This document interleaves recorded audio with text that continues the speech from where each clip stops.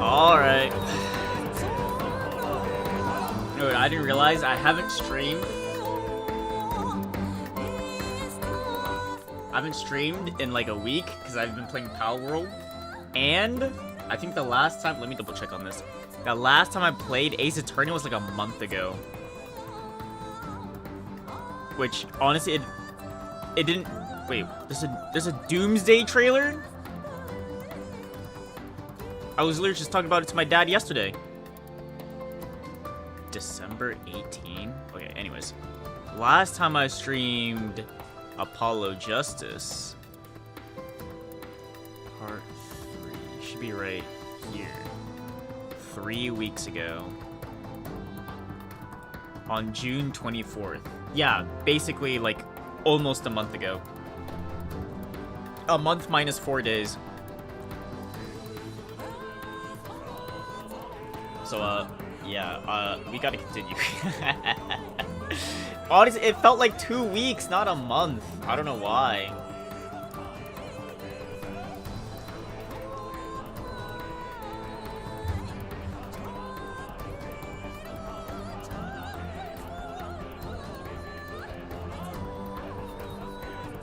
Oh, the fuck's wrong with my stream deck?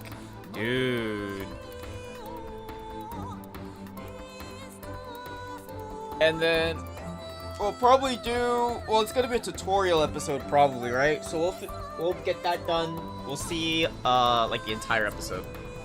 And then we'll see how I'm feeling, and then maybe we start the next one. But I do want to spend time today on my own making a League of Legends video. And it might take me, or at least what I'm thinking of, it might take me a while to make, so I kind of want to get this right.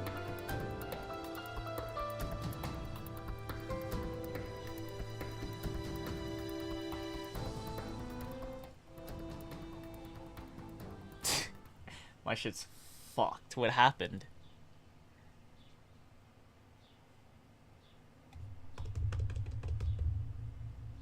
Alright, whatever. I don't really need it for Spotify, I guess.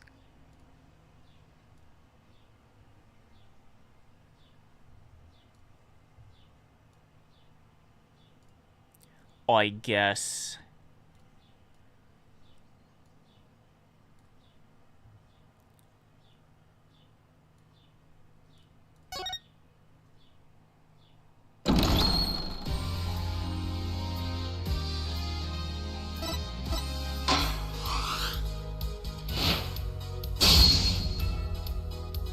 We finished this.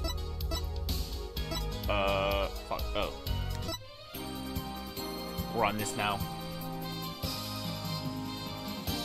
Wait, a new character? No way. Phoenix Wright's back in the suit?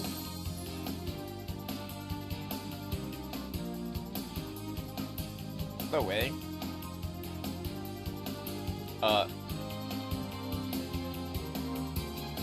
Okay. Apollo Justice? Is that him?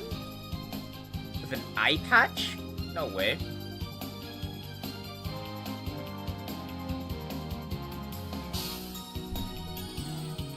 It'd be funny if there was another time skip.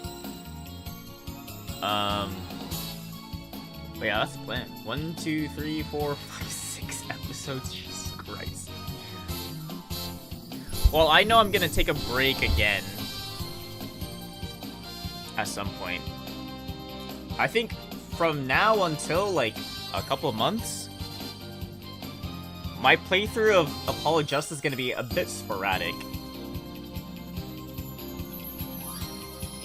Turn down 5. Let me see. Because we're going to be playing the Avatar fighting game later this week. Next week is Halo. Then the week after that is Beast of Reincarnation. And then I guess there's a small gap. Wait. Is Fire Emblem September or August?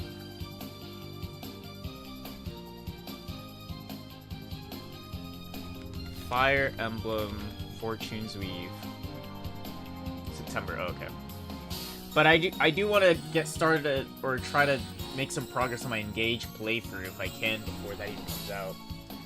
So either ways, and then the Star Wars Tactical RPG, Fire Emblem, Minecraft Dungeon potentially, Gears of War, Star Wars Racer, Final Fantasy. Yeah, Apollo Justice is gonna be a bit sporadic, but it's okay. As long as I finish like whatever episode I'm on, I should be fine.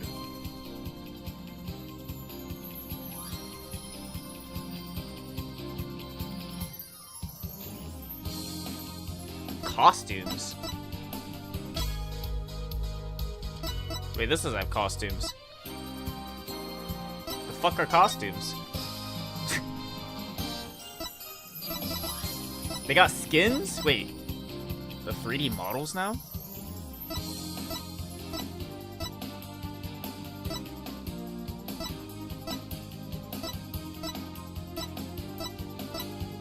There's like virtually no difference between these two. Alright, let's do this. Dual Destinies. We're on the second game. Fifth game, actually.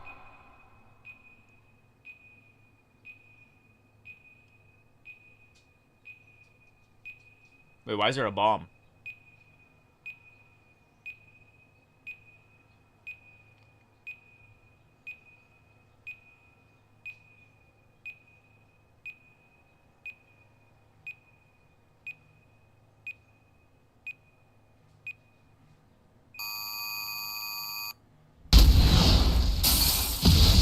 Oh, okay.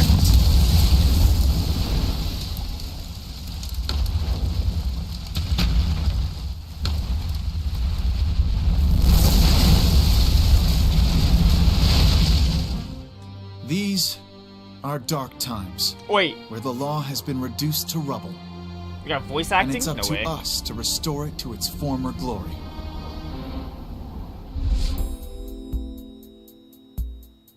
Yeah, I know what you mean. It looks like your target finally decided to make a move. Don't you worry. I've got a trusty new partner on board.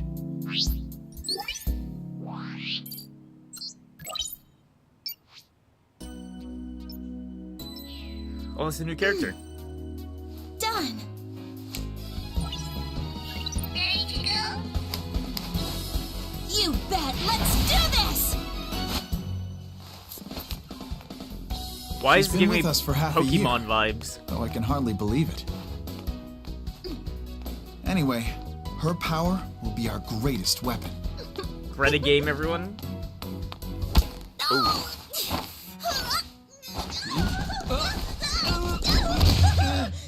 Are you alright, miss?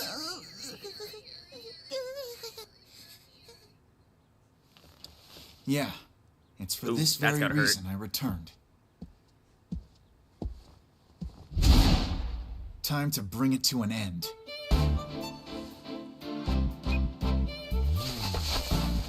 Oh, he's back in action.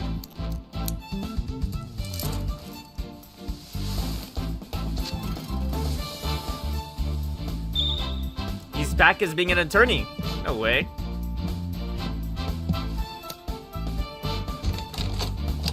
Soina energy. I don't know who Soina is. Oh, so are we gonna address the bomb in the courtroom? Looking dapper.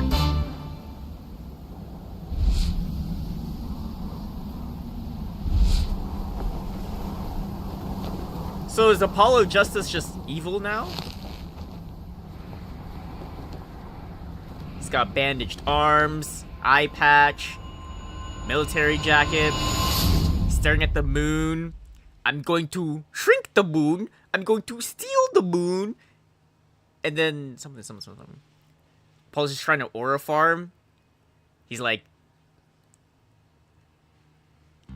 I don't even know actually. Actually don't know. Oh, the police officer's holding the bomb? Best thing about bombs is how they erase and destroy without discretion. Oh, Sonia Pokemon. Oh. Wait. Yeah, you're right. She actually looks like her. And she's hot too. Now, all I have to do is pin everything on that little girl. Little girl? Trucy?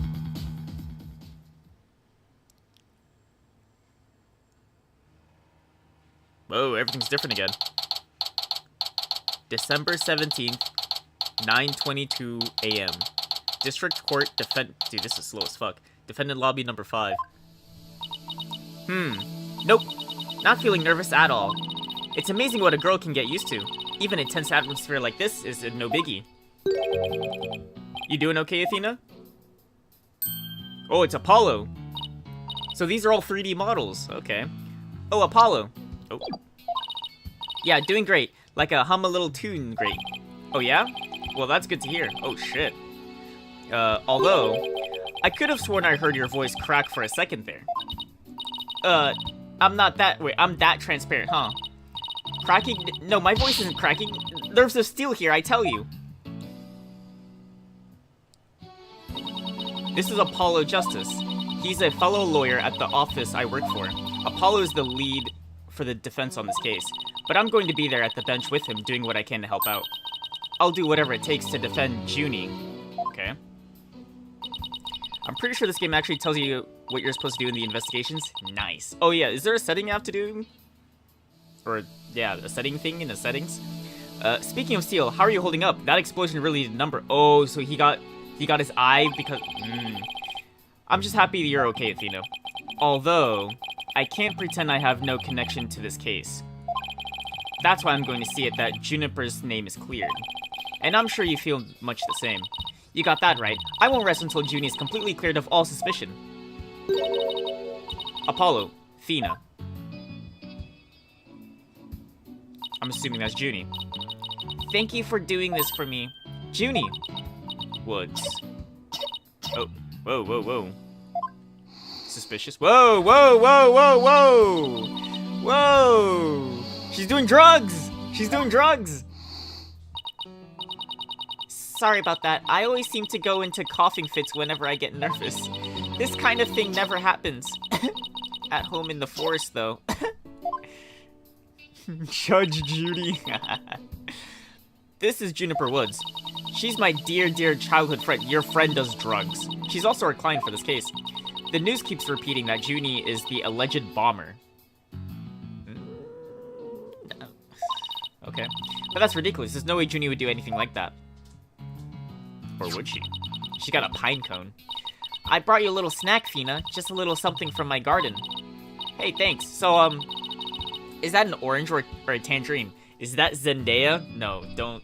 I'm having Zendaya fatigue. I don't want to see another movie with Zendaya. Anyways, I'm gonna see her next week at Spider-Man. It's an orange, my grandma says. That orange is the color of strength and can I make this text go a little faster? Oh, I get it. Strength for the trial. Right. Junie, you're always so good to me. Jeez, look at me. Standing here, clutching an orange to my chest with tears in my eyes. Can I... I don't think I can, but can I make this go a little faster? I feel like I'm speaking a little too fast. Man! Alright. Well, don't you worry. We'll be powerful in there. They won't know what hit him. Right, Apollo? Yeah, that's right. Come what may, this is one trial. We just can't lose. Wait, why is he sweating? And he's dead. Apollo! Apollo!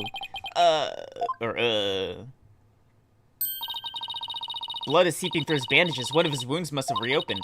All this time he was trying to put on a brave face, but he was really overdoing it. Mr. Justice! Huh? The trial is about to start, sir. Please proceed to the courtroom. What? Now? But Apollo's in no state to defend. I have to defend Juniper. What are we gonna do? The trial is about to start with or without us. There's only one other option I can think of at a time like this. But even if I called him now, he'd never get here in time. No, wait. There's something else I can do. Apollo, give me all the evidence for the case. Huh? What are you gonna do? Bailiff? Yes, miss? The defense would like to submit a substitution of attorney petition. Fina! You're not seriously... You just concentrate on getting better. I'll defend Junie. All by yourself? Athena, stop for a second, think about what you're saying. You've never once taken a case alone before, right? No hey problema, I can handle it, I think. But I guess it's really up to you, Junie. Would you be okay with me taking over? Sure. I believe in you, Athena, and that's enough for me. You're worried for me, aren't you? To be honest, I'm pretty nervous too. I think my heart might just burst out of my chest. But you're in no shape to stand at the bench now, so you'll just have to leave it to me. Alright, I can see your mind's made up anyways. I hate it that I can't be there, but I know you'll give your utmost to defend Juniper. You bet I will, rest assured of that. My name is Athena Sykes. Psych. I'm just still a newbie, but I'm a lawyer. This is only the second time I've taken the lead in a defense case. What happened the first time? It'll be the first time I stand up there alone, though. But I have to do this, and I'm definitely not about to let anything bad happen to Junie. What happened last time?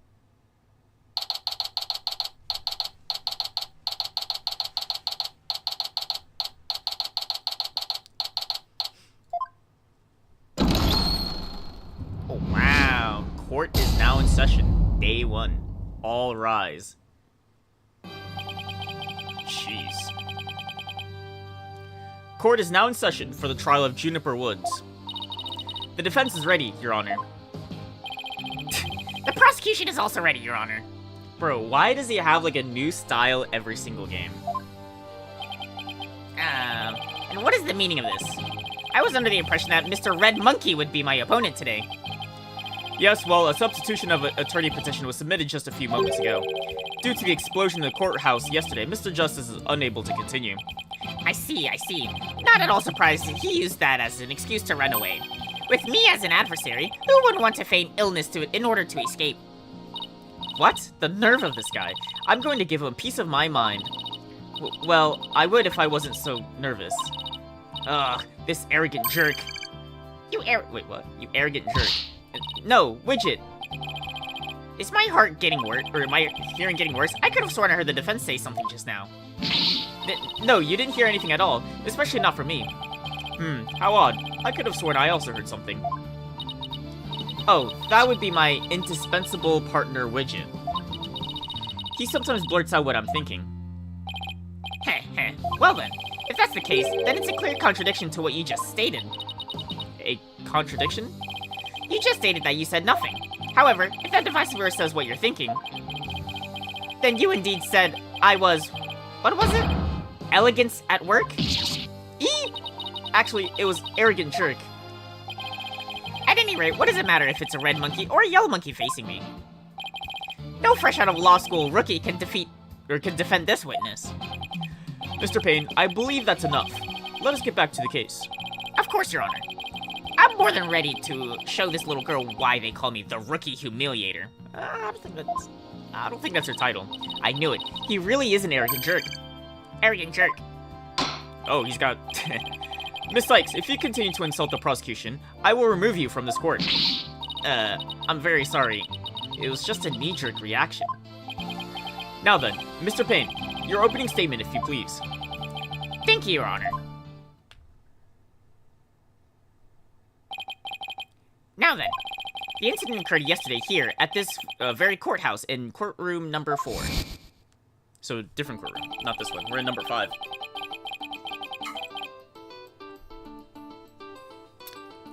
At that time, the trial for a certain bombing was being held in courtroom number 4. Ah, yes, I was presiding over that trial as well. And Mr. Justice was there as the lawyer for the defense. A bomb that was being presented as evidence suddenly went off during the trial. Well, who presented the evidence? It was a terrible incident, and courtroom number 4 is completely destroyed. Fortunately, we were able to start evacuation procedures before the explosion occurred. Just a few seconds more, and it would have turned into a horrific loss of human life. But there was, in fact, one death. Ooh, was there not? That is correct, Your Honor. When courtroom number 4 was examined after the blast, The body of Detective Candace Arm was discovered. She was to take the stand as a witness later in the trial. I suppose she wasn't able to evacuate in time. What a terrible tragedy. I must admit, I stumbled at least 10 times myself before I was able to escape. Maybe the court should see about getting you even shorter robes. The victim's body was found near the entrance to the courtroom. I suspect she stayed until the very end to help guide the others out safely. Your Honor, allow me to submit as evidence the victim's autopsy report and details about the bomb. Nice. That's what I like to see.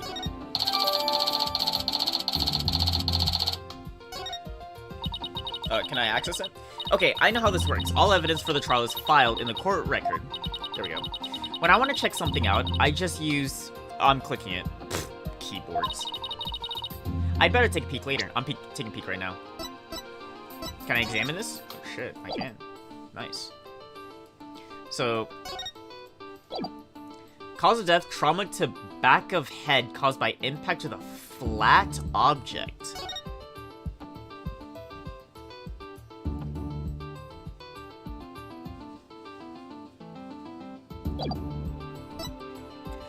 Time bomb that destroyed the courtroom. It was hidden inside a stuffed animal when it was detonated. Alright. Simple enough. Now then, please call the accused to the witness stand. Oh, we got some people in the back. Defendant, are you feeling alright? You're looking a bit pale. I'm sorry, I was feeling a bit weak when I first arrived here at the courthouse. Cocaine. But I'm alright. Junie's really giving it her all. I better make sure I do the same. If we could please proceed. Your name and occupation, defendant. Juniper Woods. I'm high. Miss Woods, can you confirm you were in the courtroom or the courthouse on the day in question? Man, now I got a lot of stuff in my nose now from doing that. Yes, I came to know Apollo Justice through my friend Thena. And so, I was there yesterday to watch his trial and lend my support. Something's wrong. Junie's really scared.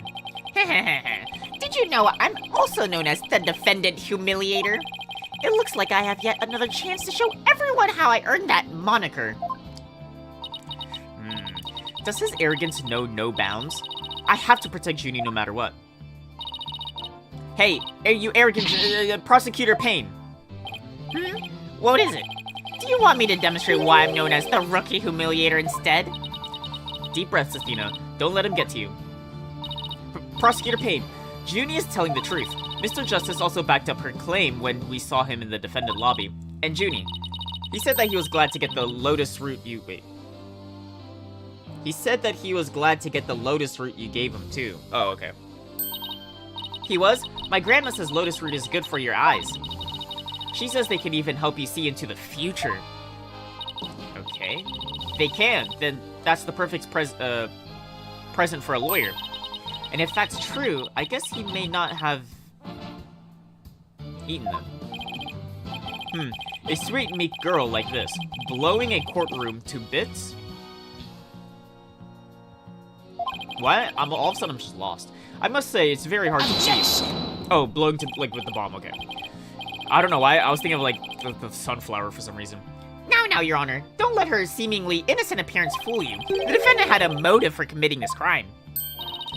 That's not true. I don't have any kind of motive.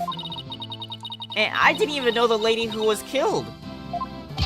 I admit the investigation didn't turn up any connection between the victim and defendant. However, that doesn't matter. The only thing that does is that her objective was the destruction of the courtroom number 4 itself. Oh, really?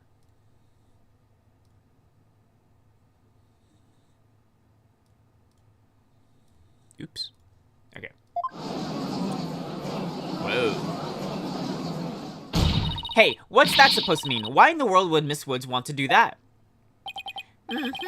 That's a very good question coming from a novice such as yourself. But first, a question for the defendant. Have you ever been brought up on false charges? What? Why, yes. Yes, I have. And did that experience cause you to harbor a grudge against the court system? Objection! Now, just wait 1 minute. If that kind of thing was a motive for blowing things up, then every one of our clients would turn up as bombers. That's a valid point. We wouldn't have a single courthouse left standing in the land. I can see the accused isn't the only one who might bear resentment towards the courts, but Miss Woods is the only person who could have committed this crime. Why? Because we have found some decisive evidence that proves the defendant's guilt. Decisive, huh? I'll believe it when I see it. It involves a very unique aspect of the bomb itself, Your Honor. And what exactly is so unique about it? Why don't we have Miss Sykes answer that question? Me?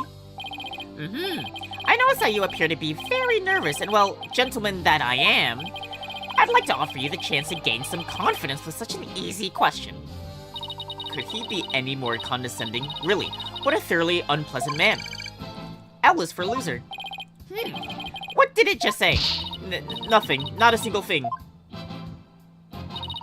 Now let's see. What was I supposed to do at a time like this? Oh, I know. The court record. The information I need is somewhere in the court record. Alright, Miss Sykes, let's hear your answer.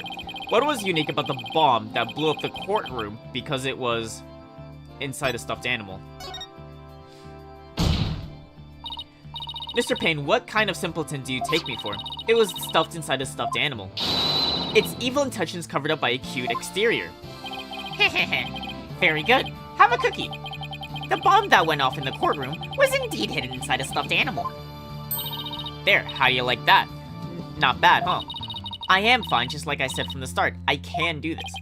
Yes, as I recall, the bomb was inside a stuffed animal the whole time. I never even got to take a look at it. But what connection does this impish elephant have with the defendant? The answer to that question lies in another piece of evidence, which I have here. A tail? And what, pray tell, is this? It appears to be a little singed. It's a tail, Your Honor. The tail of a poor victim of the explosion. This is incredible. Are you saying it's Detective Armin's tail? You dumbass. Your Honor is very close, but no, it belonged to the stuffed animal. It's called the Phony Fanty, a rather unpleasant name if you ask me. He's the mascot for a campaign to eliminate false evidence and false charges, is he not? So it's a political mascot. Exactly. His motto is, phony evidence is just trunked up. That's so wrong on so many levels. The Phony Fancy's tail is made of vinyl cloth, and we found something very interesting on its surface. The defendant's fingerprints. What? The Phony Fancy provided the prosecution with all the evidence we needed. It clearly proves that the accused handled the bomb.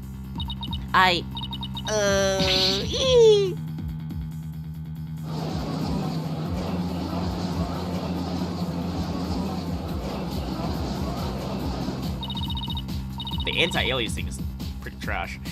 But that doesn't make any sense. Why would Junie's fingerprints be on it? That does appear to be pretty irrefutable evidence. The court accepts it into evidence.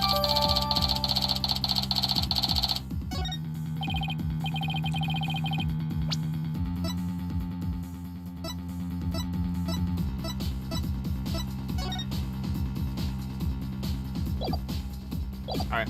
Miss Woods, do you have an explanation for this? I don't understand. How about you, Miss Sykes? Do you have any plausible explanation to refute this decisive piece of evidence?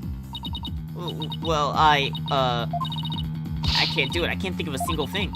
But I'd better come up with something for Junie's sake. How about we do a cross-examination? If you can't produce an answer, we can always go straight. You can go always straight to the ruling if you'd prefer. No, I have to say something fast. Oh no, I can't get my voice to work. Why now of all times? Whoa.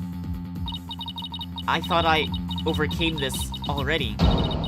Maybe I'm still not ready to stand in court. Oh, animation. Cutscene.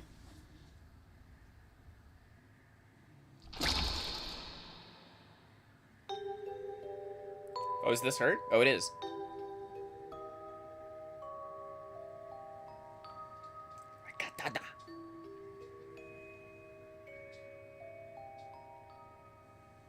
She was a witness?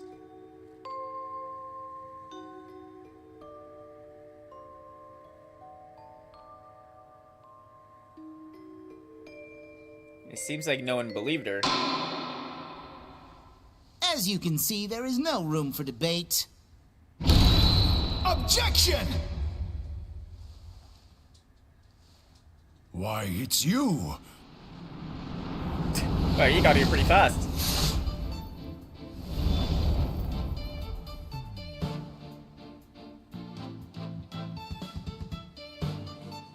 All right, now we can do some real stuff.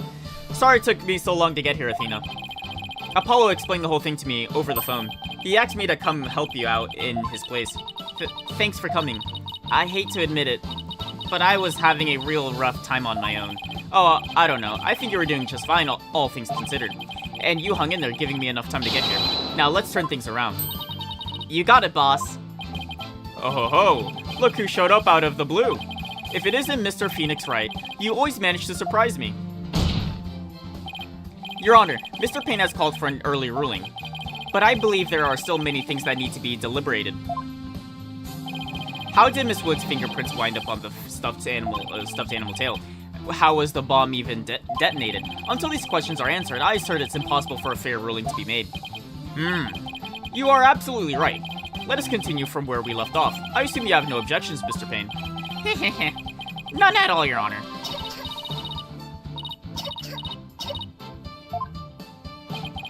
Miss Woods really looks like she's having a hard time. Junie's really struggling, Mr. Wright. I get the sense that she's afraid of the courtroom itself, because of yesterday. Yeah, it was understandably very traumatic for her. Poor thing. And here she is back at the courthouse again, being so brave. I'd like to make a request, Your Honor.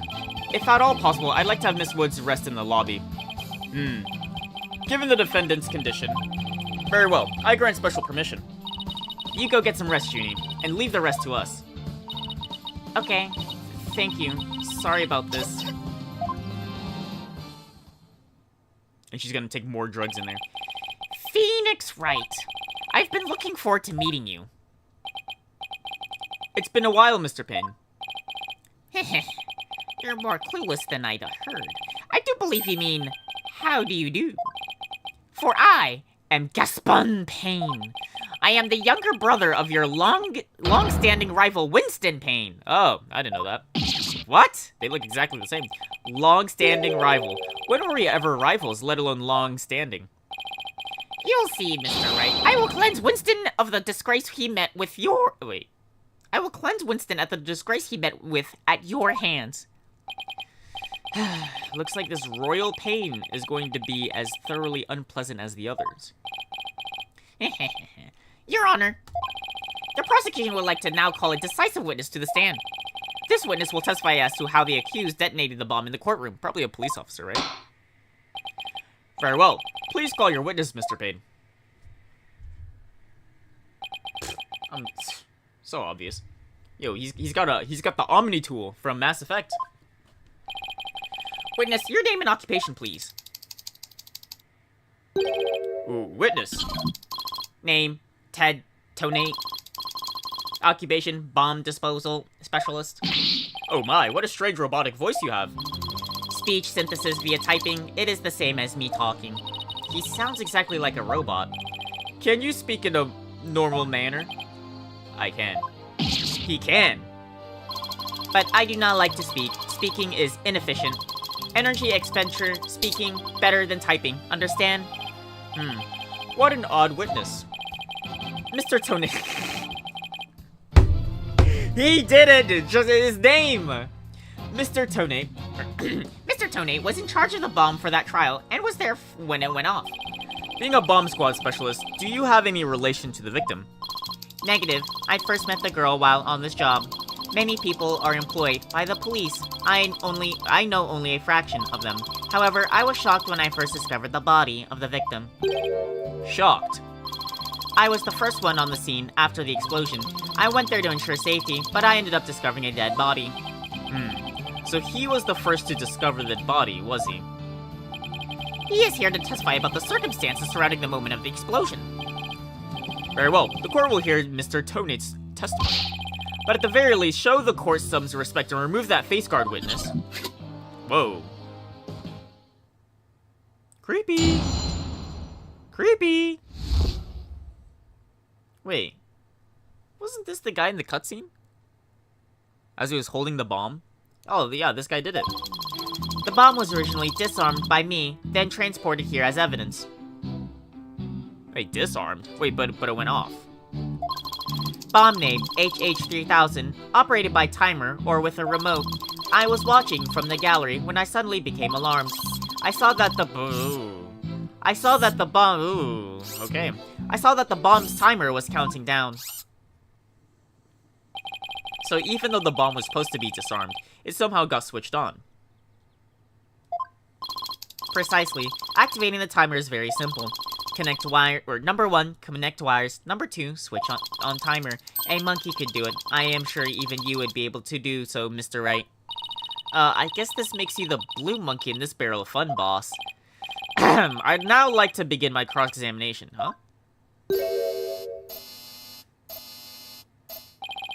Mr. Tonate, what is that? HH3000, aka a bomb. A bomb? Great googly moogly. Mr. Tonate, I demand that you disarm this instant. Disassembly complete. 5.3 seconds, 0.2 seconds short of my personal best. Are you trying to give me a heart attack? I'm not exactly a spring chicken, you know. This is an exact replica of the HH3000. It is used to practice disarming bombs. Disarm equals success. Explosion equals failure. An exact replica of the bomb that exploded, is it? So that's what it looked like. I submitted a photograph of the real bomb taken just before the trial. Oh.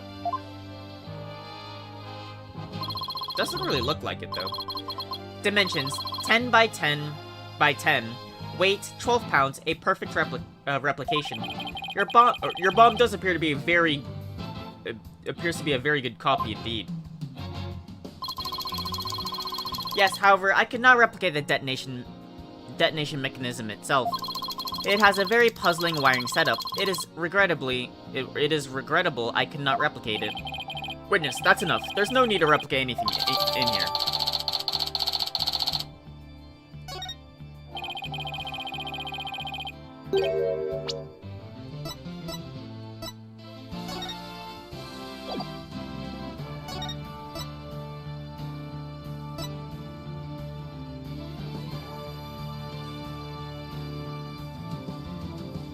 I wonder why the timer's cracked.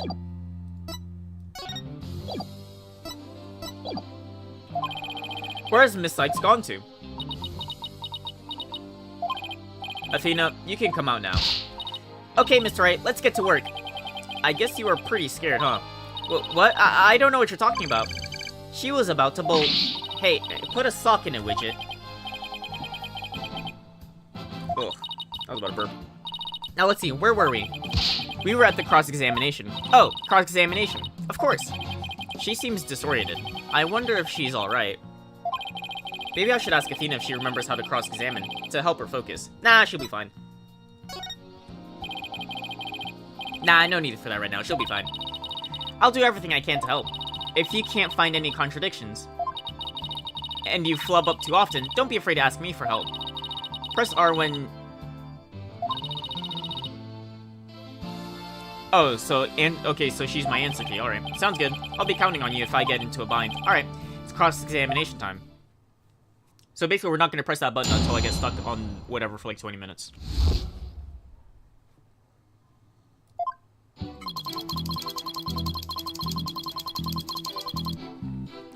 Alright, so the bomb was originally disarmed by me, then transported here as evidence. Hold it! You say that you disarmed the bomb, but are you really sure it was disarmed? Absolutely. I can disarm anything. In a flash. That looks more like dismantle than disarm to me. Oh, pardon me. Let's see, is there any chance you could have forgotten to disarm the bomb? Impossible. I do not make rudimentary mistakes like that. They say to err is human. Although the jury is still out on this guy. If you must know, Mr. Wright, according to the court's own records, the fact that the bomb had indeed been disarmed was officially confirmed. So it was disarmed, okay. I guess I can rule out the possibility that he forgot to disarm it. Could you talk about the bomb in a little more detail, in a bit more detail for the court, Mr. Tonate? Certainly. Certainly. Bomb name, HH3000, operated by timer or with remote. Hold it! What was the approximate size and weight of the bomb? It was what, 10 by 10 by 10? 12 pounds? Dimensions 10 by 10 by 10, 12 pounds. This information is also written on the photograph. Ah, yes, here it is, on the back. According to this, the case is made out of alloy plating 5/16 of an inch thick. That certainly sounds one thick and very heavy bit of metal. I bet if I drops that thing on your foot, you'd be hopping. If you drops that thing anywhere, I'd be hopping for the nearest exit. True. Very well, I believe the court has heard enough about the bomb itself. So, Mr. Tonate, you were keeping an eye on the bomb. Where were you watching from? I was watching from the gallery when I suddenly became alarmed.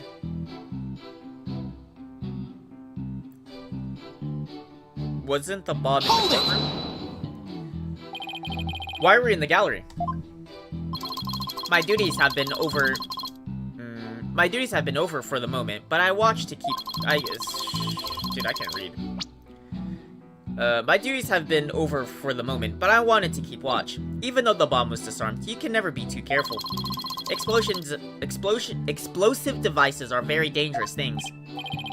How admirably responsible of you, a model to be emulated. I practice disarming bombs every day. I practice assembling them too. The disarming part I get, but assembling them... Well, I'll have you know that I practice presenting evidence every day myself. I see, but do you ever practice having evidence presented to you? Presented to me? What? No, Then you cannot very well call yourself a professional yet, can you? Wait, is it a new mechanic? That does it. I'm going to start practicing having evidence presented to me every day. You'd better drink some coffee, boss. We're gonna be pulling an all-nighter. I don't think that will be necessary. Or worth either of our time. So, Mr. Tonate, what did you witness from the gallery? I saw that the bomb's timer was counting down. Hold it! You saw it counting down clearly with your own eyes. I'd hardly think a timer as small as the one on this bomb could be seen from the gallery. These goggles help me see very small things clearly from very far. I can even see what you had for breakfast by looking at your tie. Why do I suddenly feel like a bug under a magnifying glass? I guess it's possible he saw the timer if he was wearing those goggles. I'm not sure. There's something that just does... Yeah, the timer screen's cracked. I don't think I follow. The bomb was completely hidden inside the stuffed animal, also true. So well concealed that, in fact, it didn't even look like a bomb at all. So you're trying to find testimony that conflicts with the evidence, right? That's right. Listening carefully to Mr. Tonate's testimony is just the first step. After that, it's a matter of taking a look at any evidence that seems relevant. Remember that you'll open the court case when you go to present E or something. If you find evidence that conflicts with the testimony, press present... I know.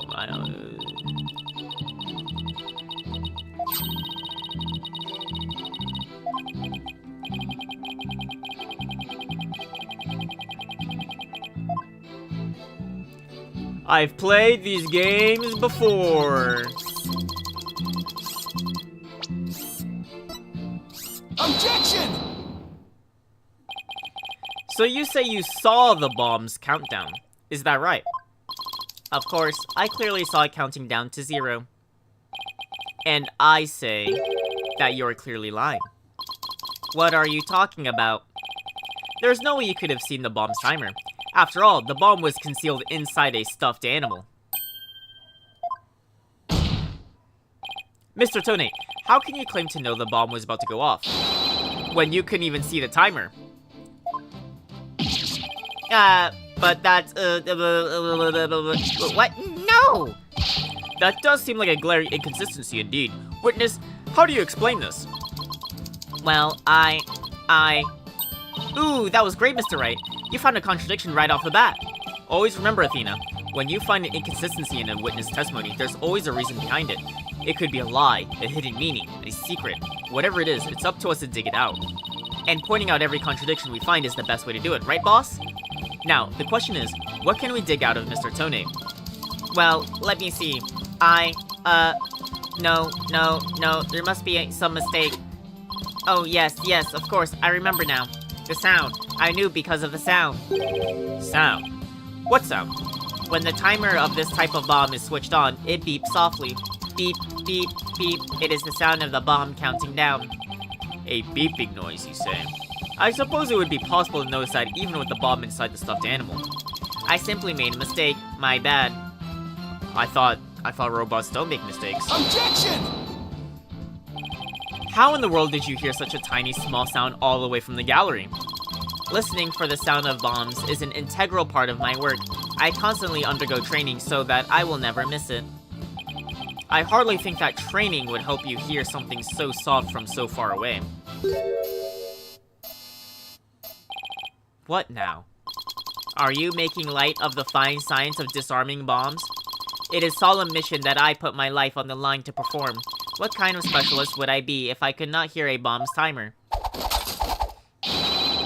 It's not like disassembling a toaster, you know. Now he's just showing off. You keep asserting that the sound was too tiny to hear, but the only tiny thing here is your skill as a lawyer. Being mistrustful is not an attractive quality, you know. And you're just overflowing with an attractiveness qualities, are you? Or perhaps you have some proof that Mr. Tone did not hear the sound. Do I?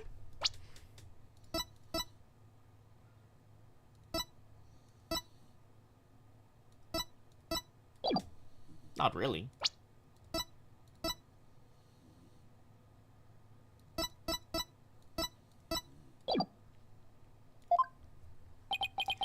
Well, no, but it still seems totally suspicious.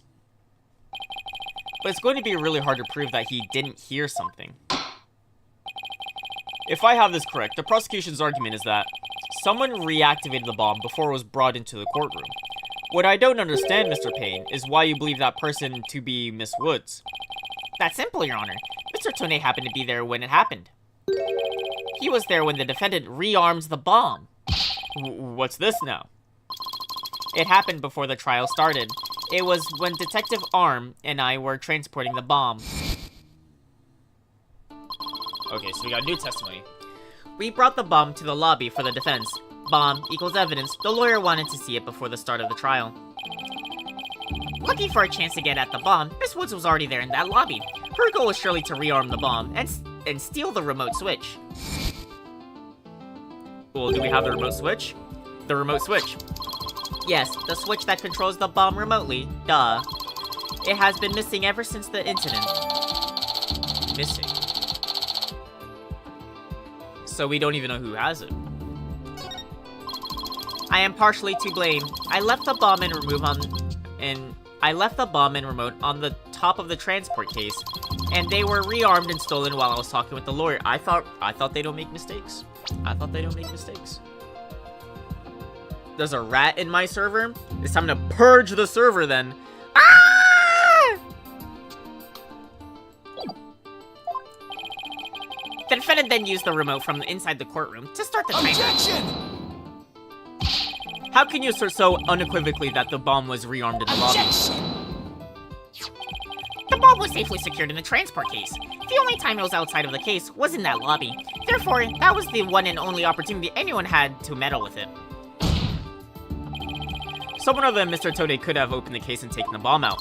Impossible. The transport case is assigned exclusively to me. Okay. Do you see this number here? It says loser. That is my identification number.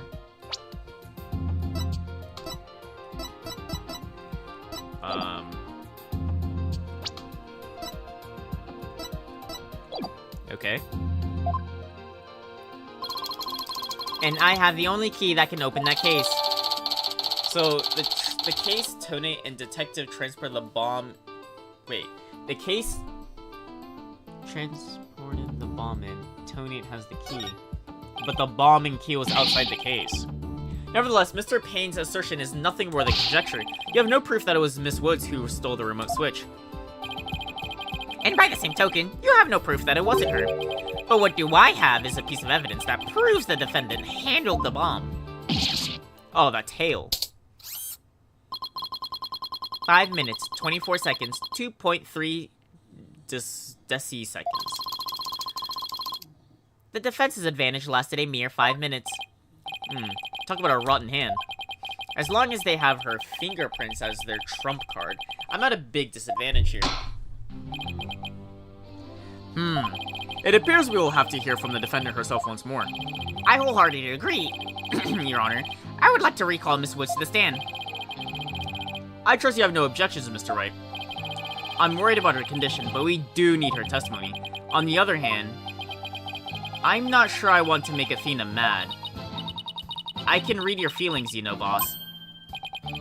Guess there's no hiding from her, huh? Don't worry, I know we need her testimony, but if anybody picks on her again, they'll pay.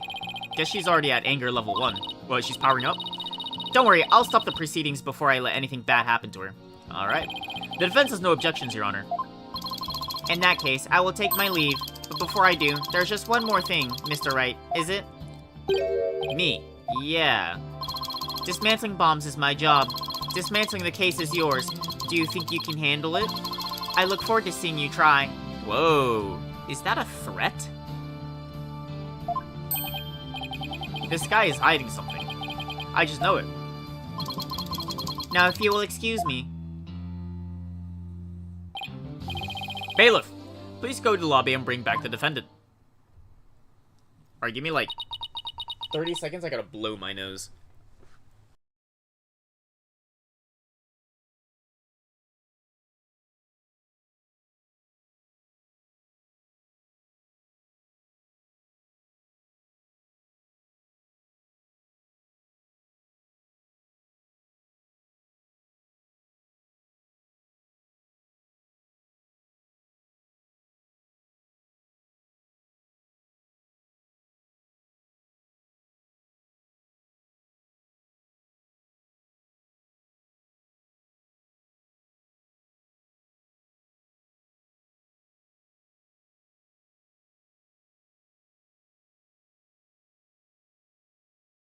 Woo! Junie. Hi, Athena. She looks even worse off than before. Don't worry, Junie. We're here for you. Thanks, Tina. And I'll do my best too. You blew up the courtroom because you bear resentment towards the court, correct? No, of course not. What's that you say? I can't barely hear you. I haven't done anything wrong. This prosecutor's scary. Objection! What an impudent little girl. Stop acting innocent and tell the truth. This is getting ugly. You rearmed the bomb because you wanted to blow up the courthouse. Admit it. That's why you went to the lobby where Mr. Justice was. Isn't that right?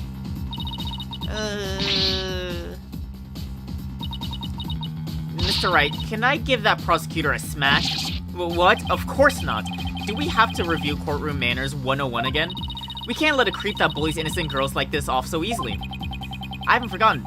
Discord rat. I did check it out. I screamed because it scared me. I haven't forgotten about how he treated me. Don't worry about me. Just help Junie.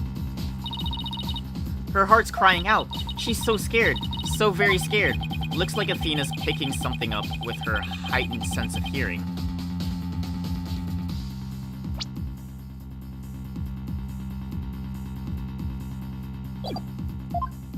Why is that? And it sounds like this time, it's the voice of Miss Wood's heart. Don't deny it, you stole the remote switch, and used it in the courtroom, didn't you? Objection! Your Honor, please put a stop to this. Mr. Payne is badgering the defendant. Yes, Miss Woods does seem quite frightened. Mr. Payne, I ask that you behave more like a gentleman. Ah, but don't you know, Your Honor?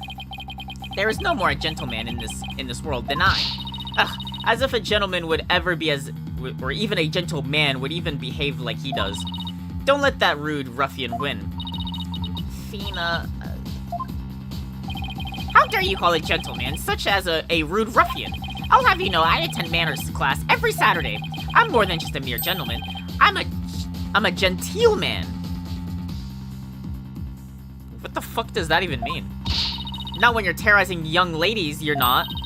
I'd demand my money back from that manners class if I were you. Ugh. I should probably be the adult here and stop the two of them, but... Mr. Payne, that will be enough. Certainly, Your Honor. No further questions. Let's move on to the defendant's testimony. Miss Woods, please share with the court what you were doing when the bomb went off.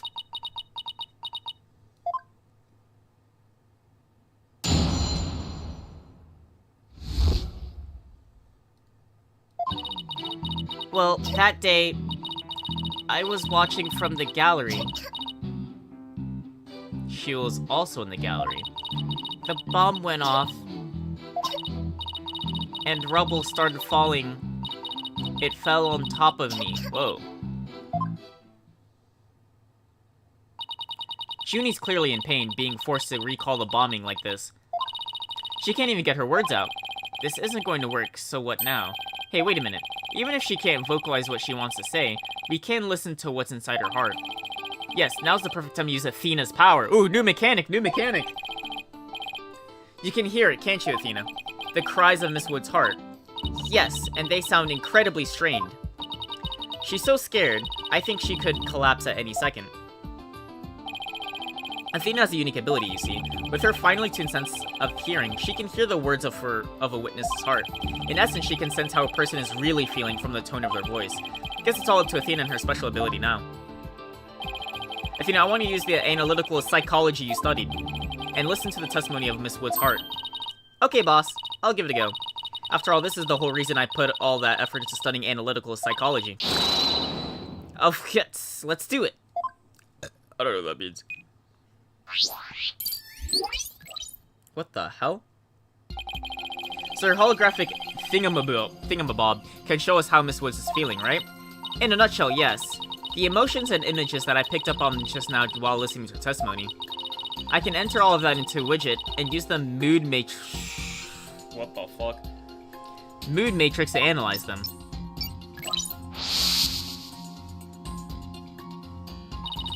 These mood markers reflects fluctuations in Junie's emotions. When she feels happy or is enjoying the memory, the happy marker will light up. When she feels angry or frustrated, the angry marker will react. When she feels sadness or is frightened by a memory, the sad marker will blink.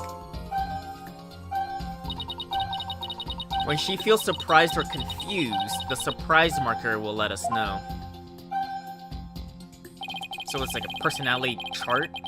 So with your special ability in Widget's Mood Matrix program, we can track how Miss Woods is feeling as she testifies. Talk about the wonders of technology. Yep, now let's give it a shot. I'm picking up on some kind of discord, or noise in Junie's heart. See here? This is what the noise looks like in the Mood Matrix. It's a result of inconsistencies between her testimony and her feelings. If we can pinpoint these inconsistencies, the noise level should drop. Okay, it's time to listen to Miss Wood's true testimony. So we're just gonna vibe check her.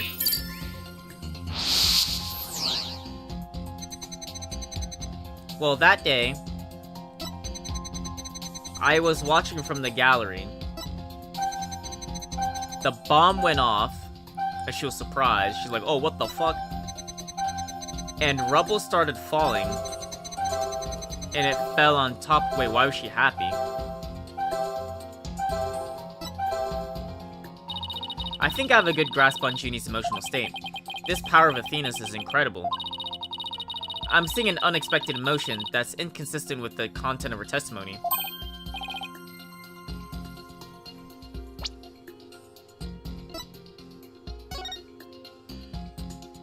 Maybe she blocked the blow.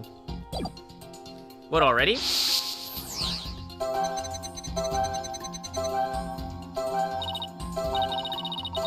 It fell on top of me, the happy marker's reacting. Well, look at that. That is odd. There must be a reason for this contradictory emotion. We just need to do some digging. When you find an unexpected emotion, you'll first need to pinpoint it, and then select the unexpected emotion or reaction from the 4 mood markers.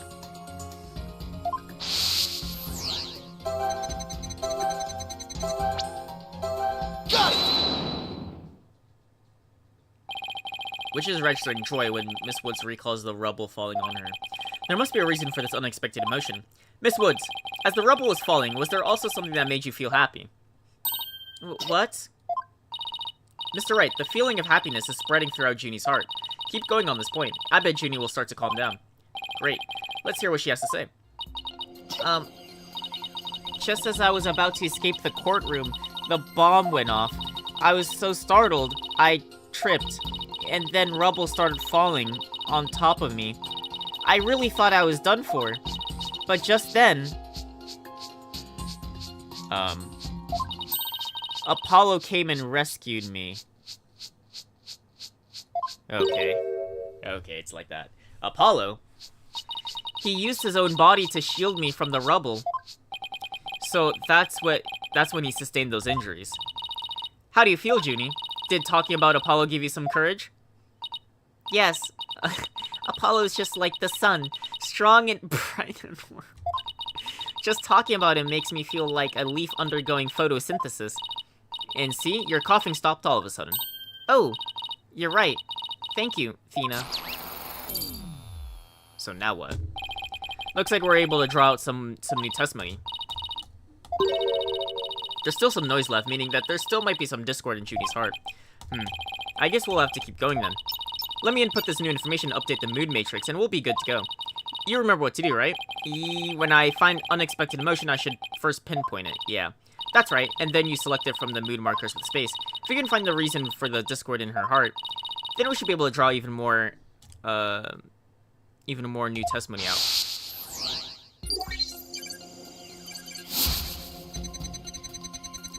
I tried to run, but I was too slow. Before I could get away, the bomb went off. I was so startled I tripped, then rubble started falling. I thought I was done for. But then Apollo came and rescued me, but then she got sad.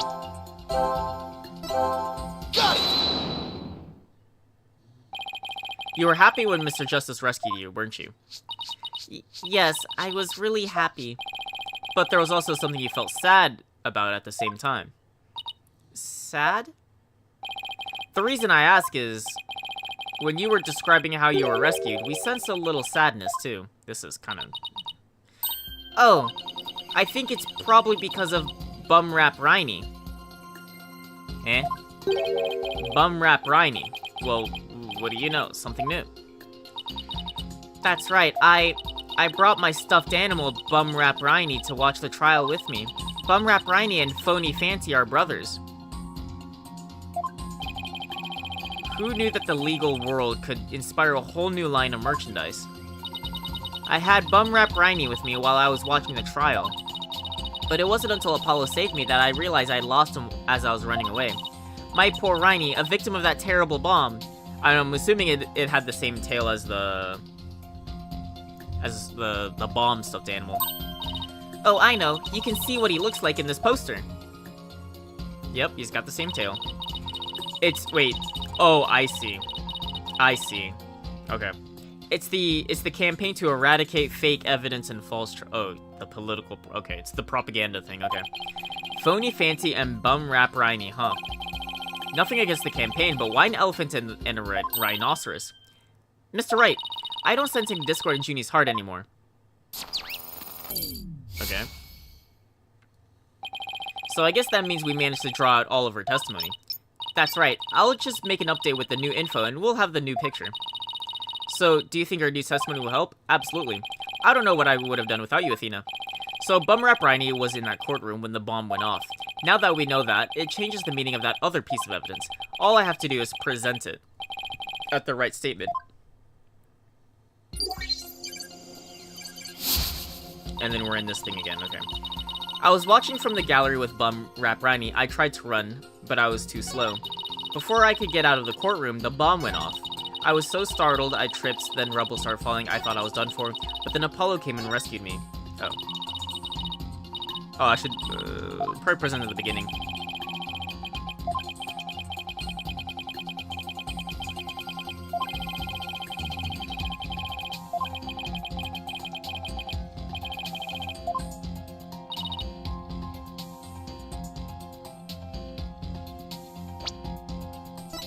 Objection! Miss Woods, I know this trial has been very hard for you. Why is my dog just staring at me? But you can relax now. You are without a doubt innocent. Mr. Wright, what wild assertion are you making now? My wild assertion is simply this. The two stuffed animals were mixed up. The tail the defendant fingerprints were found on wasn't that of Phony Fanty. It was the tail of her gallery companion, Bum Rap Ryan. Objection! What? What nonsense is this?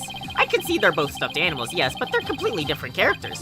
An elephant and a rhino, they're as distinct as a defense lawyer and a prosecutor. But are they really so different? Both defense lawyers and prosecutors strive to protect the peace through law. Even elephants and rhinos have some similar characteristics. They're both gray, for example. Anyway, this poster is all I need to prove my assertion to be true. If I may direct the court's attention here, you'll clearly see that the two got mixed up. Take that! Well, would you look at that? The two tails are exactly the same. Yes, exactly. The two stuffed animals are based on entirely different animals. But the design of their tails is exactly the same. Oh, rip hairline. Order in the court. As long as the possibility exists that the tail belongs to Bum Rap Riney, we can no longer consider it to be decisive proof that the defendant handled the bomb. As things stand, I consider the charges against the accused unsustained. Wouldn't you agree, Mr. Payne? Yes, of course, Your Honor. Ooh, that was great, Mr. Wright. You turned things right around. Yeah, it's not over yet, but at least we managed to hold out this long. I believe that brings our proceedings for today to a close. Mr. Payne, I'm afraid you have some serious investigating ahead of you. Yes, Your Honor. Farewell. Let us reconvene tomorrow. Court is now adjourned. Nice. Oh, we have an investigation state now. Alright. Give me a sec.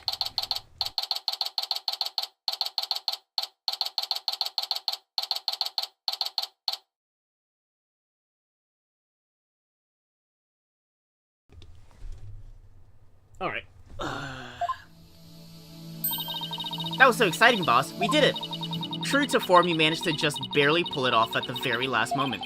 True to form. Gee, I never knew you had such a glowing opinion of me. Thank you for everything you're doing. Everything you're doing. You did great, Miss Woods. You really stuck it out. And you got really brave at the end, just when we needed you most, Junie. Thanks to you, we were able to turn things around. Well, you were the ones who gave me that courage, Thena. Really? Thanks. So, be honest, was I any help at all? Of course. Without you, we would have never gotten out of that tight spot. That's good to hear. I may still have a lot to learn, but you can bet I'm going to give it my all. I'll be so good that one day you'll call me your partner. That's what I like to hear. Analytical psychology. The ability to solve the riddles of a person's heart. So like a phantom thief? Athena's true potential is beginning to really shine through now. Hey, where's Apollo anyway? Good question. I almost forgot about him. I assumed he'd still be here in the lobby. Oh, I know. Maybe he's still in the courtroom number 4. Courtroom number 4? What would he be doing at the scene of the explosion? When I came out of the lobby to rest, I told Apollo about Bum Rap Riney. I told him I dropped Riney in the courtroom as I was trying to escape before the blast. And then Apollo said he had an idea where Riney might be, so we went to take a look together. Huh, I guess Apollo can be pretty nice when he wants to be. So you went looking for Rainy together before you were called back into courtroom number 5. Yes, I'd had some time to rest, so I was able to go and look for him. But then they called me into courtroom number 5 to testify. Apollo insisted on staying there, though... With all those injuries, I wonder how he's managing. Watch him just be dead. I think Apollo might have figured something out. Wonder what it was. He told me, I'm going to look for evidence to clear your name, Juniper. Just maybe he found some new piece of evidence. Anyway, we'd better go get him. Good idea.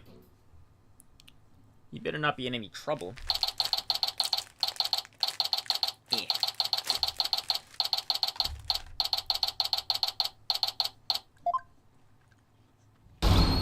Where are you, Apollo? Trial's over for today. Come on, I know you're... No.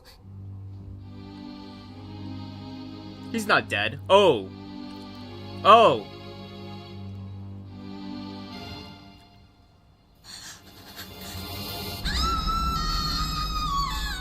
No, he's not dead. He's not dead. The series is called Apollo Justice. He's not dead.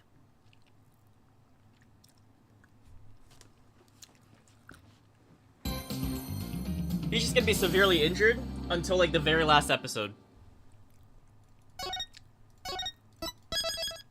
He's not dead.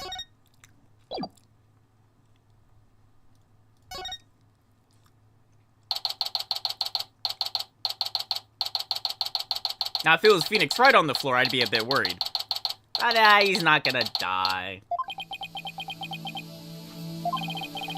This isn't exactly how I envisioned the second day of this trial. Oh, not even investigation? Alright. But given how things ended yesterday... Good morning.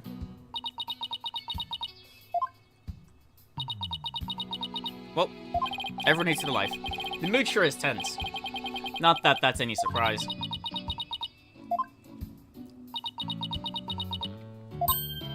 Oh, hey. Did you read the paper this morning, boss? Huh? The paper?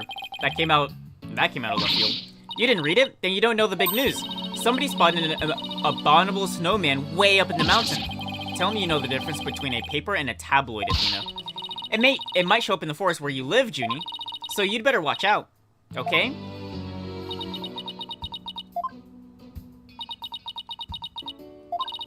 You really should read the story for yourself. I couldn't even begin to do it justice. Justice? Huh? Oh, poor Apollo. And it's all my fault. Athena! Oh, Junie, what was I thinking? I'm so sorry. He's dead. What we found yesterday was not Apollo's dead body, thank goodness. He'd been assaulted by someone with a blow to his head and was lying unconscious. We rushed him to the hospital right away, and it looks like he's going to pull through. But it was still quite a shock to stumble upon.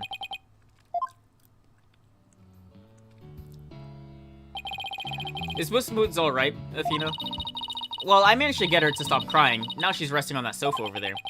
I guess she really feels responsible for what happened to Apollo, her boyfriend. Poor Junie. She believes that the reason Apollo was attacked is because he was helping her look for something in that courtroom. Oh? Guess I can see why she'd think that. By the way, how are you doing? Who, me? Yeah, I know you're concerned about Miss Woods, but are you alright? Me? I'm doing just fine, boss. I mean, yeah, it was a huge shock, but I'm alright. People who've studied analytical psychology are great at times like these. After all, they've learned how to control their own emotions too. Somehow, I don't think it's as easy as she makes it sound. But there's no denying it, she's a really good trooper. Apollo doesn't remember a thing, does he? Yeah, he can't recall anything from the time right before he was assaulted. Nothing about what he was doing in the courtroom number 4 or who assaulted him. The doctor said it's probably due to that hit he took to the head. Assaulted in a court of law and losing your memory at that. I know how that feels. That was in the second game, right? But who in the world would do such a thing? Huh, Mr. Wright? Just wait till I get my hands on that coward who hurt our Apollo. Now, Athena. I thought you said you were in control of your emotions. Let's just focus on helping Miss Woods, okay? But I admit, I'm just as upset as you are. Okay, boss, you're right. Apollo's assailant can wait until we clear Junie's name. That's the spirit. Now, let's see.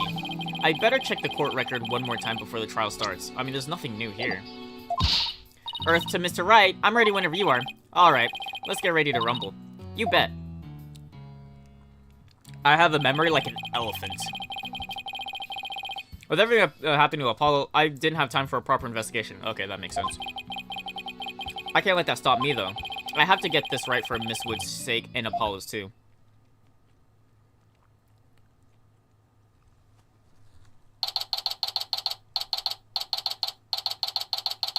Damn, a week before Christmas.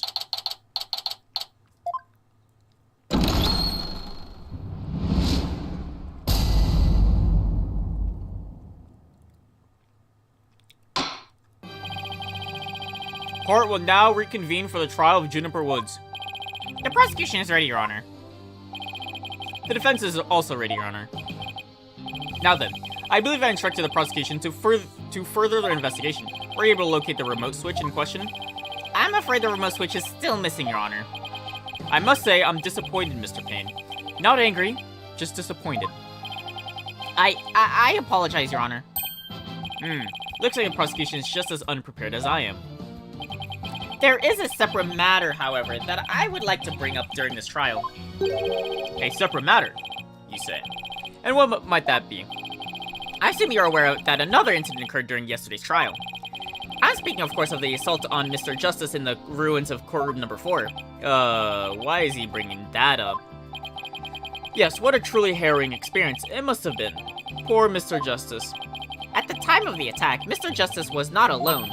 He was with the defendant, Miss Juniper Woods. Huh? He isn't going where I think he's going with this. The prosecution wishes to indict Miss Woods on charges of Mr. Justice assault. Damn.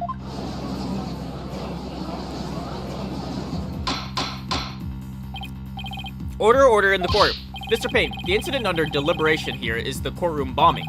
The assault on Mr. Justice has nothing to do with this trial. But I believe there is a connection between this case and Mr. Justice's assault. Please take a moment to consider these facts. Both events take place in courtroom number 4. This is the location in courtroom number 4 where the unconscious Mr. Justice was discovered. As you can see, it's quite close to where Detective Arme's body was found. I mean, not really. The question is, why did the culprit feel the need to maliciously attack Mr. Justice? Why indeed? What do you believe their motive to be, Mr. Payne? I believe Mr. Justice found something in that courtroom while Miss Woods was with him. Evidence that fingered her as the perpetrator of the bombing. You mean he found some incriminating evidence? Precisely. And so I surmise that the defendant picked up a piece of rubble and hit Mr. Justice on the back of the head in order to silence him. Objection! Junie would never do such a thing. She was devastated when she found Apollo hurt like that.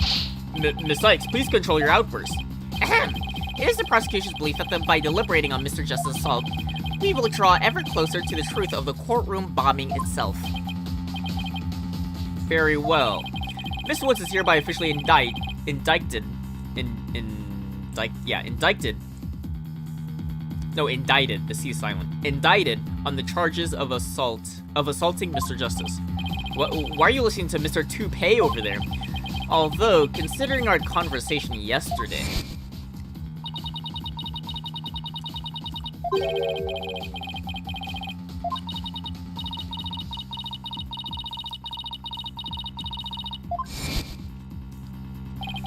Maybe the two incidents really are related after all.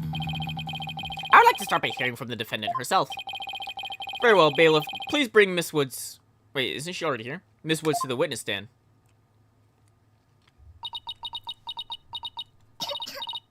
Yep, and she's nervous. I'm sorry.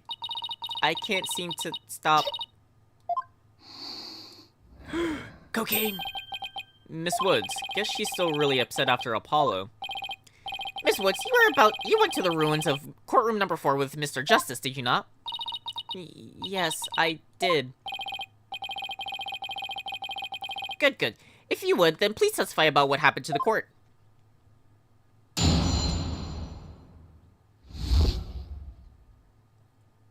alone with Apollo. During the trial yesterday, I was overcome by a fit of coughing. Apollo stayed with me, and we went to the courtroom ruins together. But then I was called back to this courtroom to give testimony. Apollo insisted on staying behind in the courtroom number 4. I swear I didn't attack Apollo. Why would I ever hurt such a kind person? Yeah, why would she hurt her boyfriend? So Mr. Justice stayed by your side while you were feeling unwell. What an admirable young man. I thought his loud voice was his only outstanding. He may look like a little imp at times, but Apollo can really be nice too. I hope she didn't hurt her wrist backhanding that one out. But one has to wonder, why did Mr. Justice stay behind in the ruins? I think Apollo might have figured something out. Something? What kind of something? Something to do with the courtroom bombing kind of something, I think. Oh-ho! New evidence for the case, was it? That's a very big kind of something indeed. I believe so. He mentioned looking for some evidence when I was called away. Objection! Just as I thought. There is a connection between the two incidents, but the defendant has told a very big lie, Your Honor. What lie is that? When she learned Mr. Justice would be looking for evidence, she attacked him. She attacked him to give herself the chance to destroy that evidence. No, I never. Objection! Miss Woods repaid Mr. Justice's kindness with violence. We found the proof of her foul deed there in the courtroom ruins. What the hell is this? What on earth? That's not what we saw. Do you see? There, in front of Mr. Justice's right hand. Witness the message he left us. It's written in blood. Or W-O-O-D-S. Why, isn't that... That's right, Your Honor. It says Woods in capital letters. What? I submit that Mr. Justice left us with the name of his attacker before he fainted.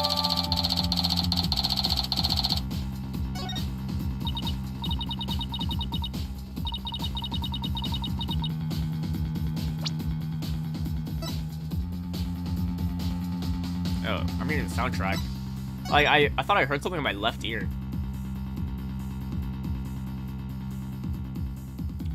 Where did he have the blood? Is it on the back of his head? Also, isn't he kind of blind? How is he able to see?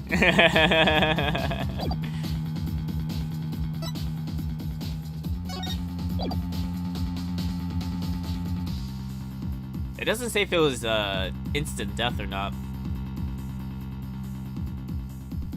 And the time discrepancy is pretty long.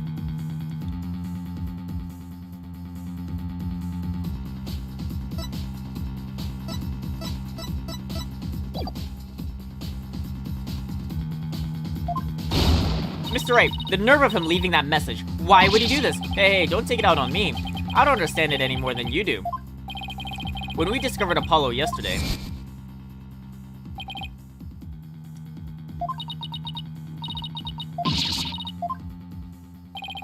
we didn't even have a chance to rush over to him.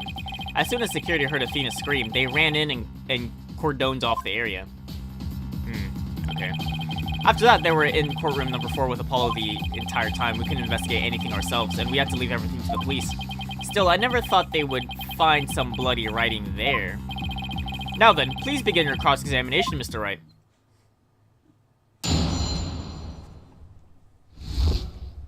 Oops. During the trial today, I was overcome by a fit of coughing. Wait, I know all this, right? Yeah. Hold it! Do you always cough when you get nervous, Miss Woods? Yes. Mr. Wright, please do not make Miss Woods nervous by pressing her so ruthlessly. But that barely even qualifies as a quasi-question. Let's hope her relax with a little small talk before we dive into the cross-examination. You know, ask her about her hobbies and her crushes and stuff. Okay, her crushes, really? I don't know about this. Apollo stayed with me and we went to the courtroom ruins together. Hold it! Why exactly did you go to the courtroom ruins? We went to look for my medicine to stop my coughing. Okay. Oh, the rhino. Why would your medicine be in courtroom number 4? I dropped it in the heat of the moment. Bum Rap Rhiny. He was keeping my medicine safe. Oh. He has a little compartment that I can put things in, you see?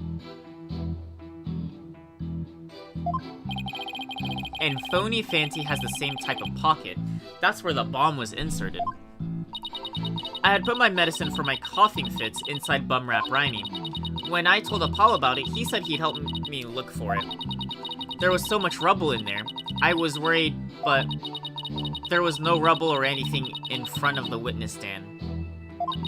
So when we got inside, Apollo went straight there and started looking for my Rhiny in that area. Wait, what area? The witness stand, right?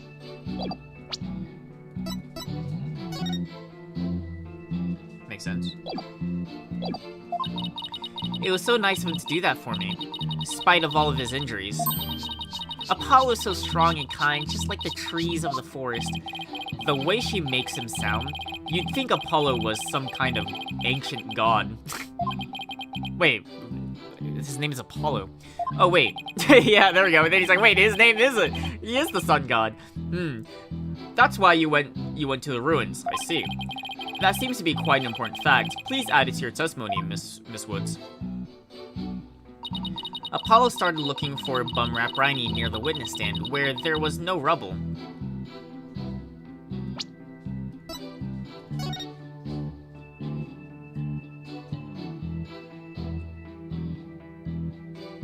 I mean, there's rubble here, but I guess there's no rubble there, right? Wait.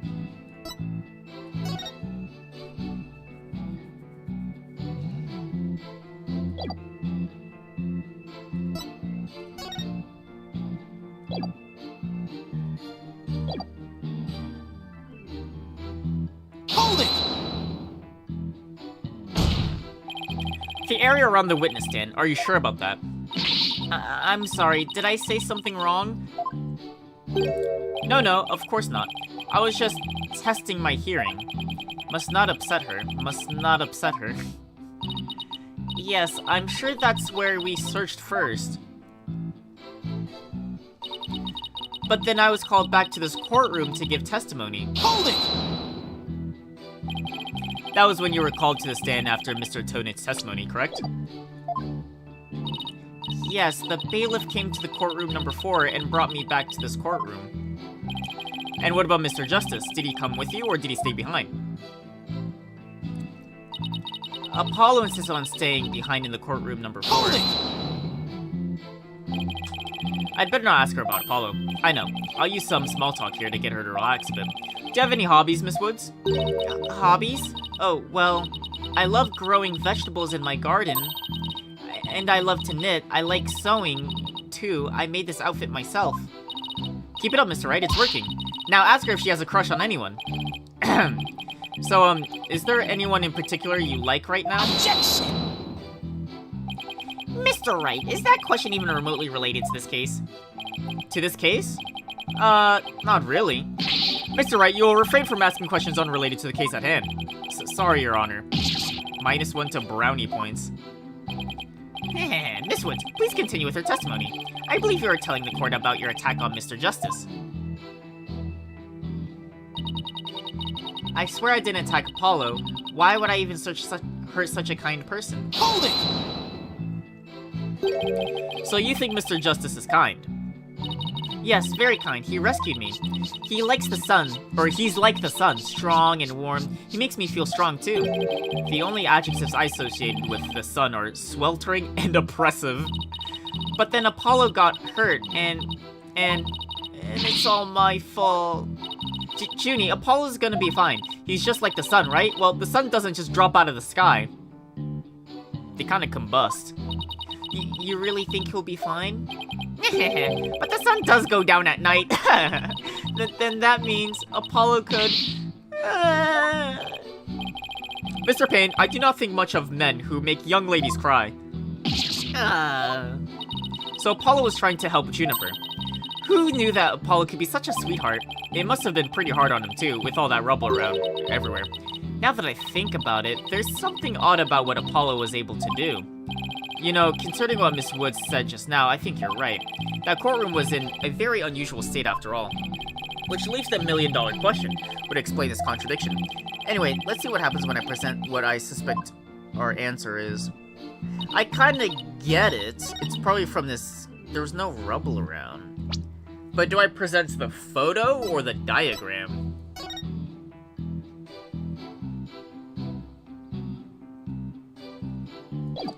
Probably the photo. Because that's rubble right there.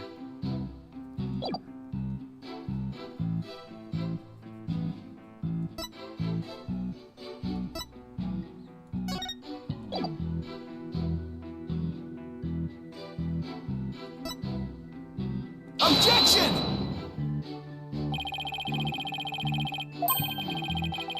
Okay, the diagram.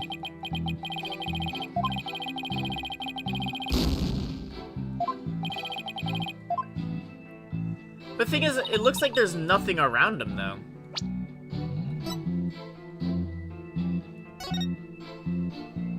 Like, yeah, there's no rubble, unless you mean, like, on this side, but... Objection! We'll see. So you started a search with the witness stand, you say? That's right.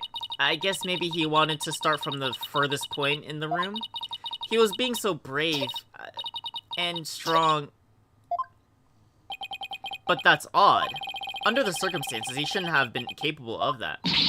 But he was, and he still is. He might not look at it, but he really is brave and kind, too. No, that's not the part I'm finding faults with. Someone has a crush on Apollo. What you are claiming is something that no one should have been able to do. But I think that anyone can be brave and kind if they wanted to be, Mr. Wright. Sure, anyone can be brave and kind, but if you would please take a look at this diagram.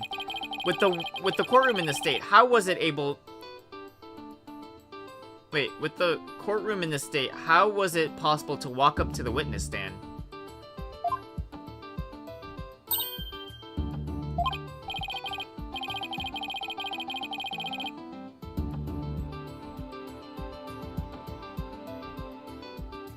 Huh? Am I just stupid? This is the witness stand, right? The rubble blocks off access to the area around the witness stand. Oh, like these? Does such a tiny inconsistency even matter? Perhaps the witness is simply misremembering it. Great. Now I'm not so sure it matters. A real man doesn't make mountains out of a molehill, you know. But that's precisely what Mr. Wright does best. I call slander, Your Honor. So, was it really impossible to approach the witness stand? I have to say, it's a bit hard to tell with any accuracy from this diagram. Mr. Payne, do you have any other photos of the crime scene? Let me see, Your Honor. Ah, yes. I have one more. Why is the loser thing there? Here it is. It is a more pulled back version of the photo I presented earlier.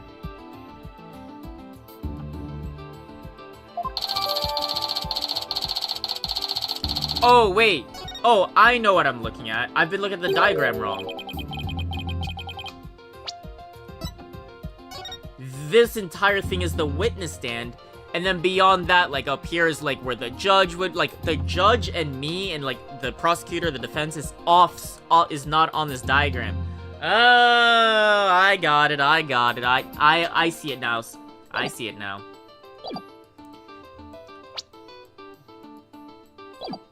What is that hunk of metal on the wheels? It's loser. Mr. Payne, is the metallic object in that photo Mr. Tony's bomb transport case? That's right. Is there some problem? Ah, yes, that transport case was there in courtroom number 4 when the bomb went off. It must have been there ever since. Oh, that's it. Miss Woods, have you remembered something? Yes, I just realized Its position. It's different from before. Its position. The position of what? the position of that big metal thing. The bomb transport case. Yes, when Apollo and I went there, it was in a different place. Where the case in the photo was open... Where the case is in the photo was open space, so it was easier to search the stand. I see. So where was the transport case when you and Mr. Justice saw it? Oh, that's not the... Oh, I see, okay. As I recall, it was more to the right. To the right. Then that means... In that case, the case was over at the time of Apollo attack? Who cares where the transport case was... Wait. Who cares where the transport case was when?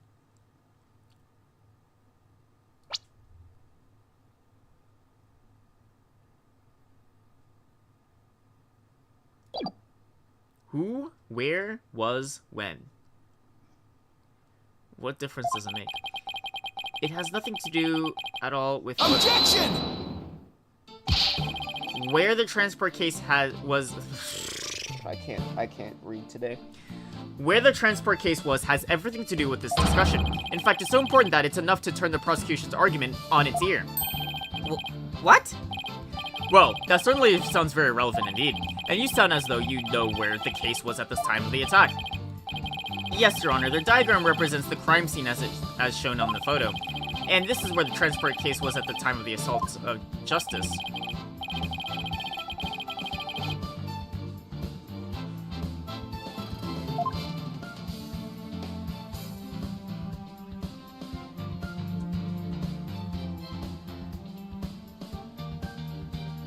I don't really follow, but I mean, this is to the right.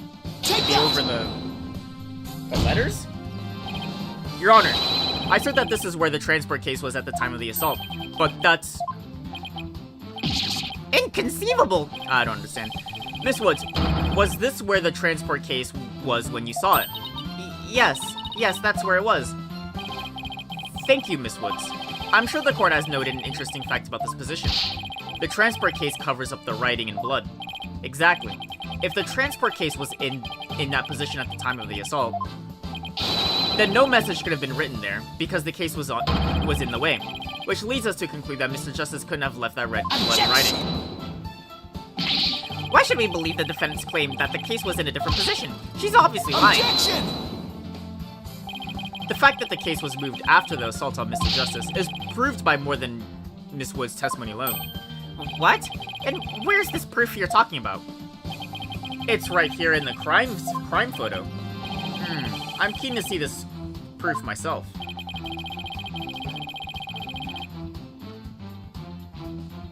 What indicates that it was moved? Oh, the marks.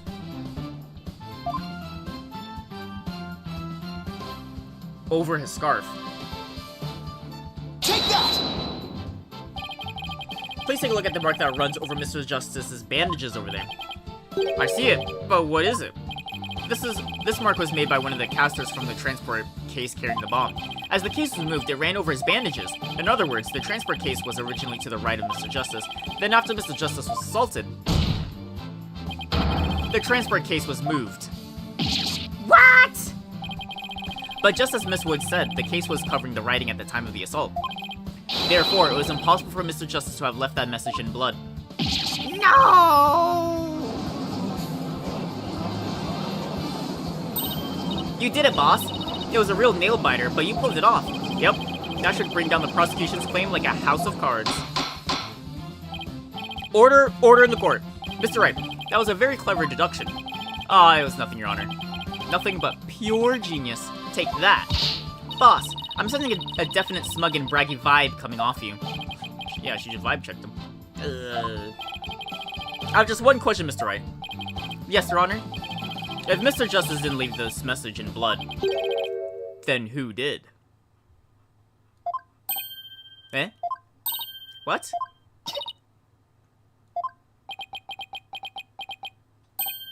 Oh. Well... Looks like I should have taken that train of thought through to the last station. Well, I've heard a lot about this. So this is Mr. Wright's famous bluffing technique, is it? This feeling. It brings back memories of the old days. Back when you carved out a name for yourself by bluffing your way through thick and thin. Gee, Mr. Wright, the judge kind of makes you sound no better than a 2-bit con man. You made your argument with such confidence, Mr. Wright. Now, I'd like to hear your answer with just as much confidence. Hey, until the judge asked the question, you didn't catch on either, Buster. What now, boss? I hope you didn't bluff your way into a corner. Think, Phoenix, think. There must be a way through this. I have to dig my way to the truth somehow. Who could have written that message in blood?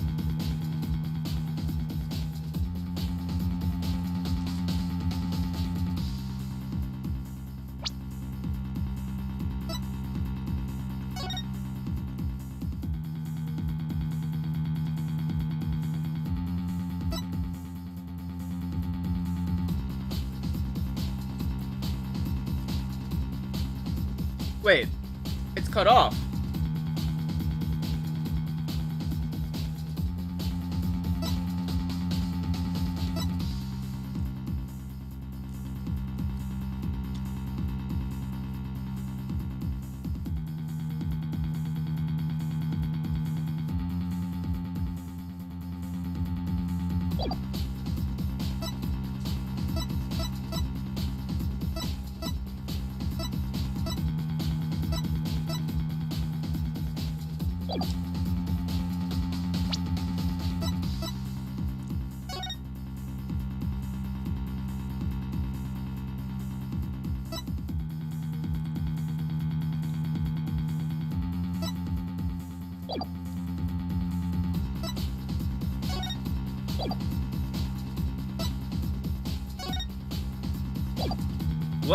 What could it be saying?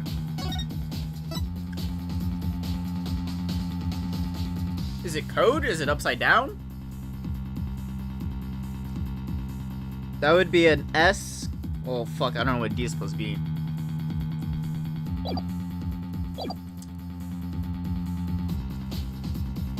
Would be the culprit, right?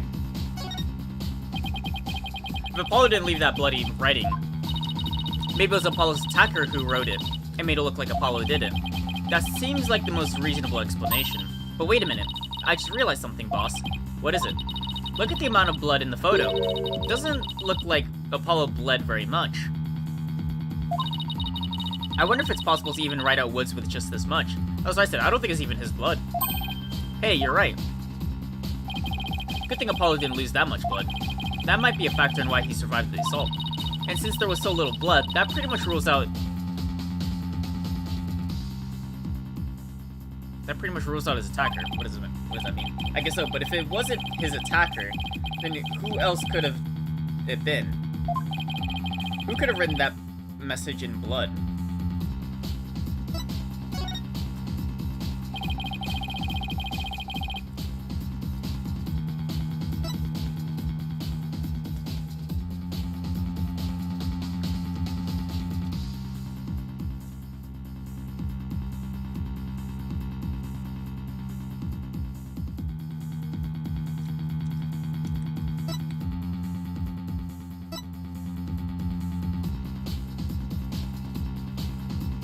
My gut feeling is saying her.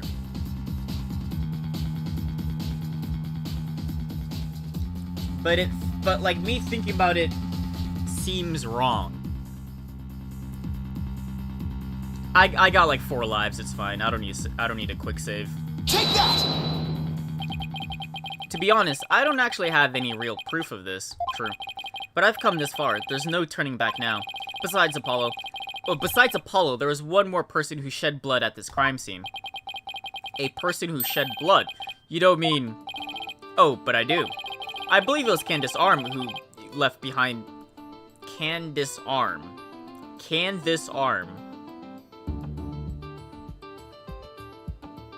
Did she just try fiddling with the bomb and exploded? Who left behind this message in blood? What? What? Detective Arm? Are you sure you know what you're doing here? Not really. Objection! What kind of ridiculous assertion is that? If you had said the attacker left the message to throw people off, it might have made sense. At first glance, that would seem to be the most reasonable explanation. However, Apollo didn't shed enough blood to write such an extensive message. Uh-oh. Ah, I see. Even the photo makes it clear that there was enough blood to write all those letters, and Mr. Justice did survive. I suppose he didn't bleed very extensively in that case. But why would Detective Arm write the defendant's name? There is no connection between the two whatsoever. I didn't even know the lady who was killed.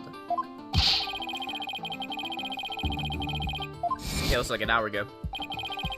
They had never even met each other. That's very true.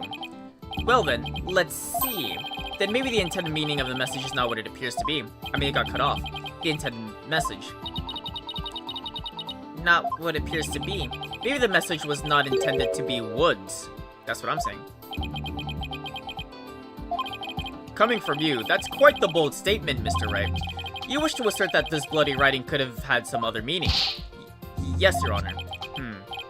For something I pulled out of Wormhole, it could turn out to be true, right? Objection!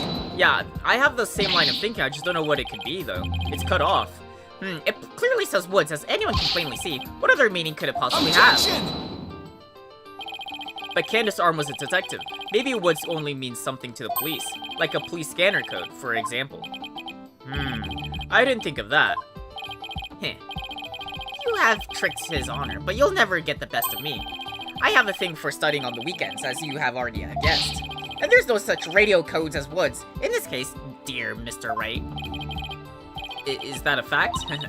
Don't look at me. I know as much as you do about police codes. Enough of this. I was quite taken with the defense's new theory. But if they can't substantiate it with anything, then I must end things here. No, wait, please, wait, Your Honor. Very well, but before we discuss this theory any further, I demand a plausible explanation. So, Mr. Wright, what is the true meaning of the bloody writing? Well, I believe it's... And no stalling!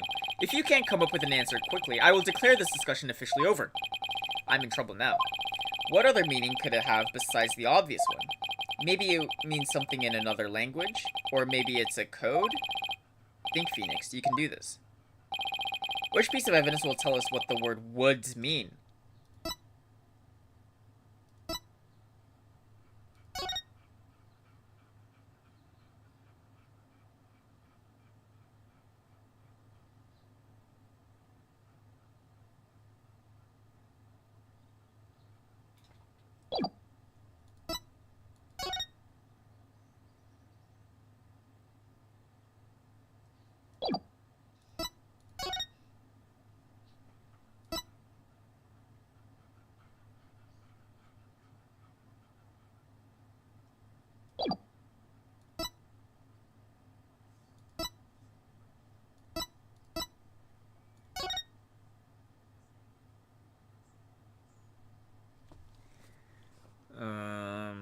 Well, if I look at it upside down, it's just like 5D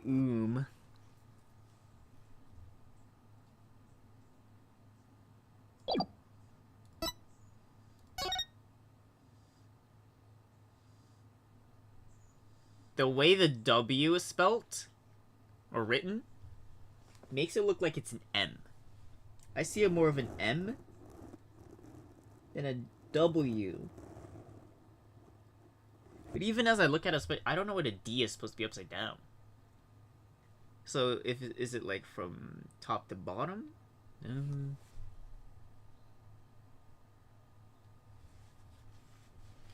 Woods, like, there's something, it's cut off, right? So it could be like Woodzer, Woodsy.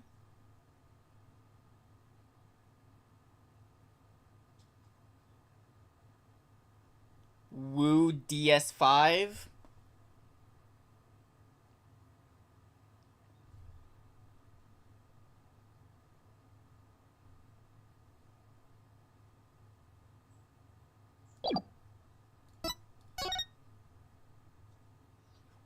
I mean, I guess it could be, like, something to do with this, right?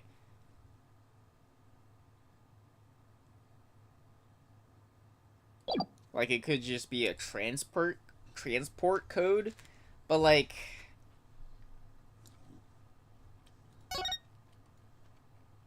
I don't know.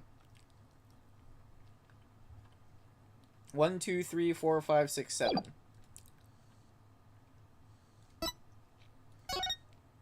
1, 2, 3, 4, 5.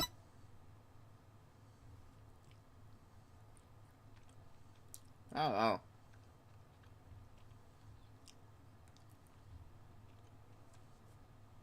But it's definitely incriminating, though. For the reason for the transport cart to be over it. If it said woods, then it would be showing it.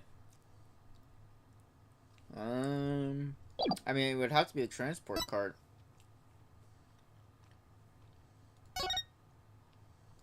Could be a bomb code.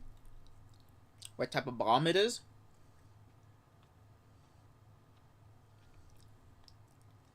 There's no number, though.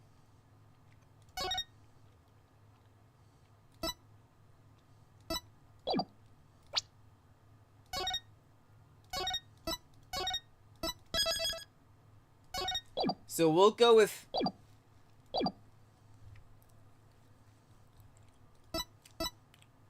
transport cart. Okay. Well, if it's different, then the bomb would be different. No.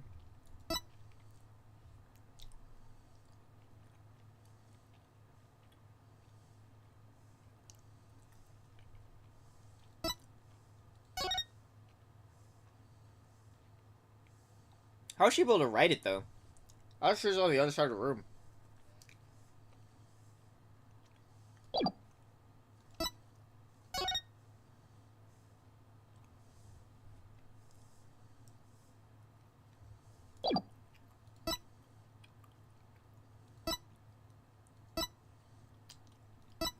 Let's just go with this. Transport code, then bomb number, and then from there, I don't know, and then we'll just spam through everything. Take that! The bomb transport case. Take a look at the numbers on this case, Your Honor. L10015R. Doesn't the string look vaguely familiar? Not really.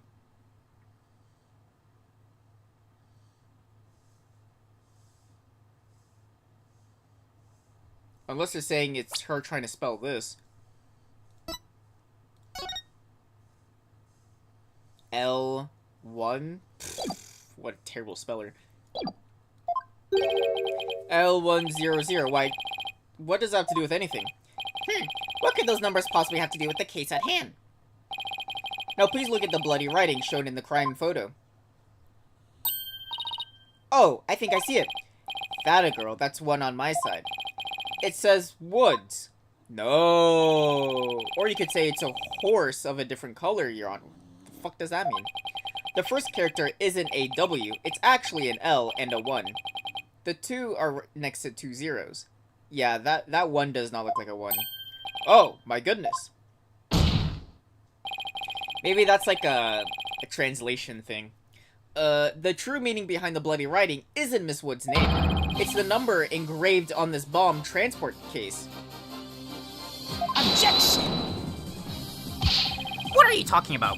The next part doesn't make any sense. The next number is A1, but the bloody writing says D. Objection!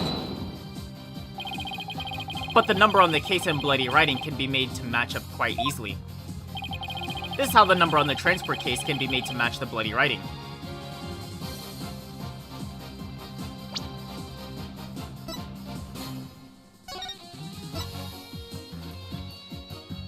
Fuck. L10015R.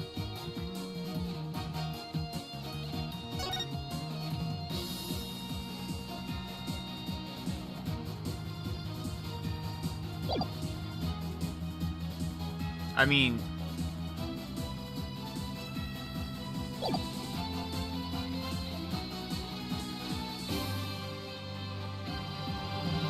you just erase one line, right? You erase like the D? And there's 15R? All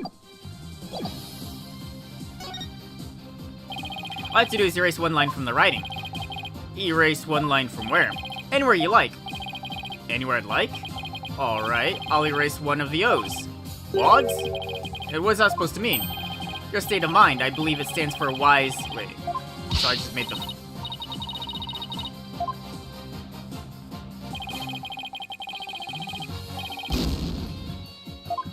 I don't understand the question.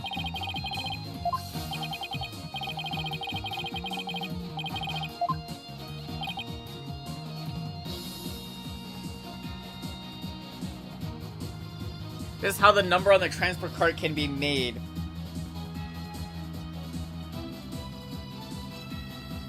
Oh. You read the transport. Oh. What can we change on the transport?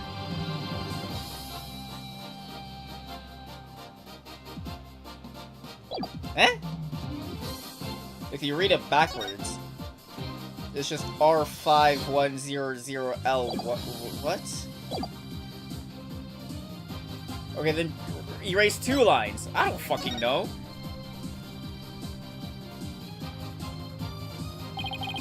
Erase the third. Erase the third downward stroke of the W.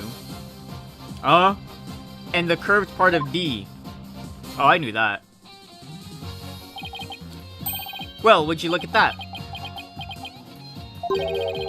Loose? No, Your Honor, it isn't meant to be read as a word. It's the number L10015, which, if you take away the final R, is the exact number that's on the bomb transfer case. Erase 2 lines, and they match up, you say. Well, I can change anything into anything else simply by erasing 2 lines. What if we erase 2 lines from your name? Would you be happy as Mr. Ri? Well, would you, Mr. Ri? But the only right spelling is right. Okay, I'm doing pretty well here, and I think I've drawn the right conclusion. Detective Arm's real message to us is the transport case number. Your Honor, the 2 lines were added by the real culprit to intentionally mislead people. What? You could say that. The original message Detective Arm left behind was transport case number, but whoever sold to Apollo changed the message. If you're right, boss, then what do you suppose Detective Army was trying to tell us? Something's in the transport case, probably. Good question. What does this number represent?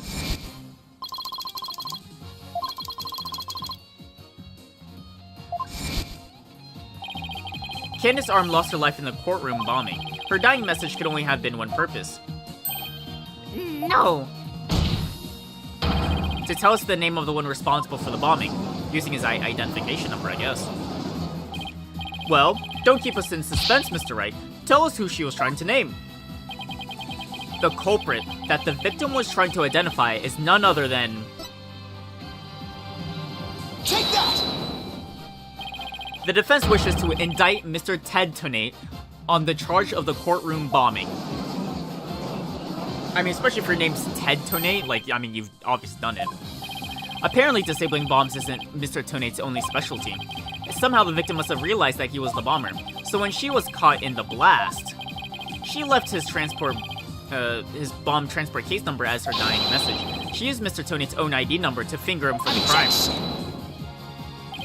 Why would anyone go out of their way to write an ID number? Wouldn't they simply write the person's name? He's got a good point there. What do you have to say to that, Mr. Wright? That only Detective Arm would know the answer to that, but allow me to offer a theory. Perhaps Detective Army couldn't recall Mr. Tonate's name in the heat of the moment. As I recall, this was the first meeting between the two. It's entirely possible they wouldn't have been familiar with each other. Or maybe using the ID number was a way to hide his true meaning from the real culprit, thus lowering the odds that they would erase the bloody writing. But no matter what the reason, the important thing is the meaning behind her message. The fact remains that she wrote Mr. Tonate's ID number. Now, just one moment here. There hasn't been any proof that it was indeed Detective Army who wrote it. The bloody writing wasn't found during the investigation after the blast. If Detective Army left the message, it should have been found at that time. Objection! Naturally, Mr. Tonate hid it before anyone could discover it, and there's a simple explanation for how he was able to do so. What? Mr. Tonate was able to cover the message up because he's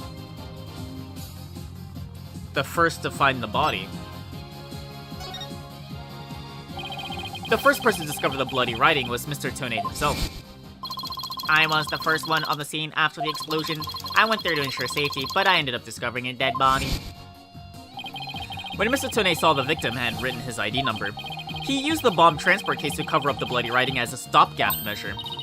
Oh, so that's why the message in the blood was under the transport cart. He didn't have time to try to scrub the writing away. If he didn't report the body right away, he would look suspicious, so those letters lived on to serve another function. When Mr. Tonate used them in another incident. Oh, the assault on Mr. Justice. Exactly. Mr. Tonate hit upon a plan to use the bloody writing for his own purposes, so he didn't clean it up. Instead, he made it look like Mr. Justice wrote it. by adding 2 lines to the writing that Detective Arm left behind. He changed the meaning of the message. He made it look like Mr. Justice was accusing Miss Woods of the attack. So that means the only person who could have altered the bloody writing was the courtroom bomber, who was the same person that assaulted Mr. Justice. And that person is Ted Tonate.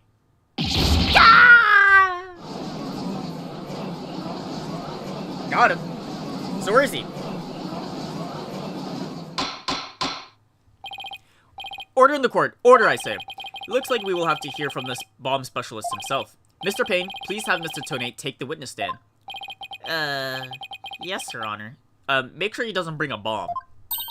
That was great, Mr. Wright. Just doing what I do best, which is flying by the seat of my pants. Dismantling the case is yours. Do you think you can handle it? I look forward to seeing you try. I finally drawn Mr. Tonate back onto the witness stand. Looks like you'll get your wish, Goggle Man. Now watch me take your lies apart.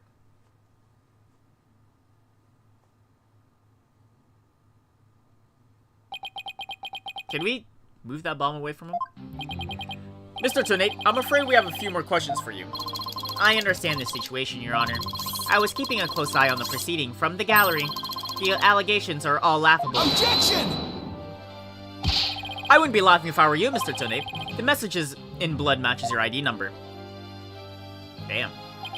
The same ID number that is there on that bomb transport case. Such a far-fetched theory. No better than a tangled ball of wires. Can we confiscate that? I'll have them untangled for you in no time at all. You were the first person on the scene after Detective Army left her message in blood. You were the only one who could have hidden the writing and then used it again later. I see, X2. But then again, let me ask you this. Do you have any proof that Detective Arm wrote that message? That's a very good question. Well, do you, Mr. Wright?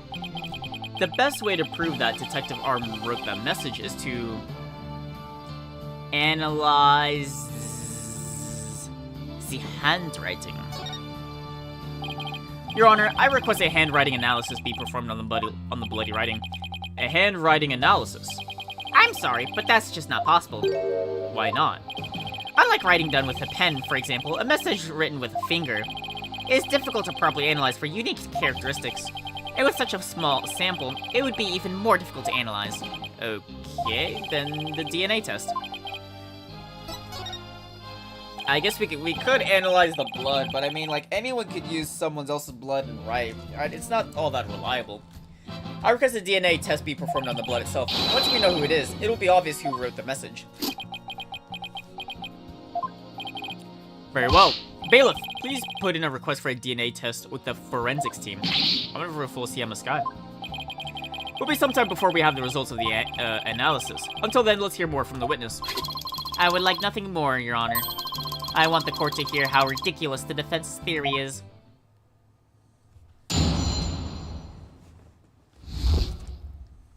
After the explosion. I admit I was the first one on the scene after the explosion, but there was no bloody writing there at the time. Anyway, there is no way Detective Arm could have written it. She struck her head on rubble and died near the courtroom entrance. She was too far away from where the bloody message was found.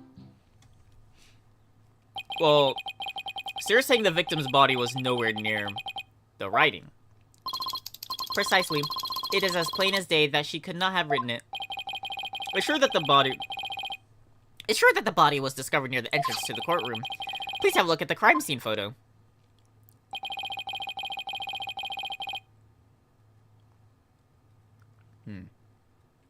Yeah, that doesn't look too good.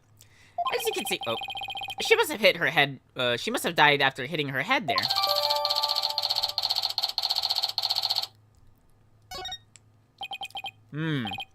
I see. Alright then, Mr. Wright. You may cross-examine the witness. Do you have what it takes to take my infallible testimony apart?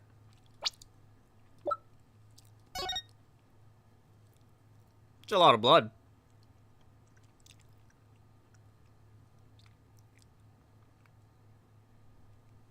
Although, it does seem like the photo's a bit cut off, though. Seems like her hands...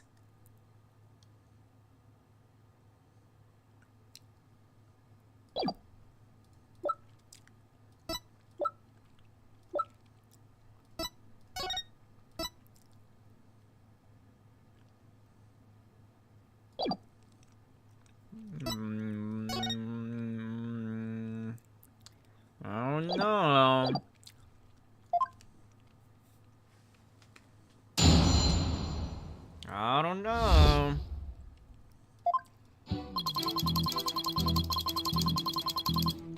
Hold it! Why were you the first person on the scene? To secure the area, it is regulation for a bomb disposal specialist to enter first.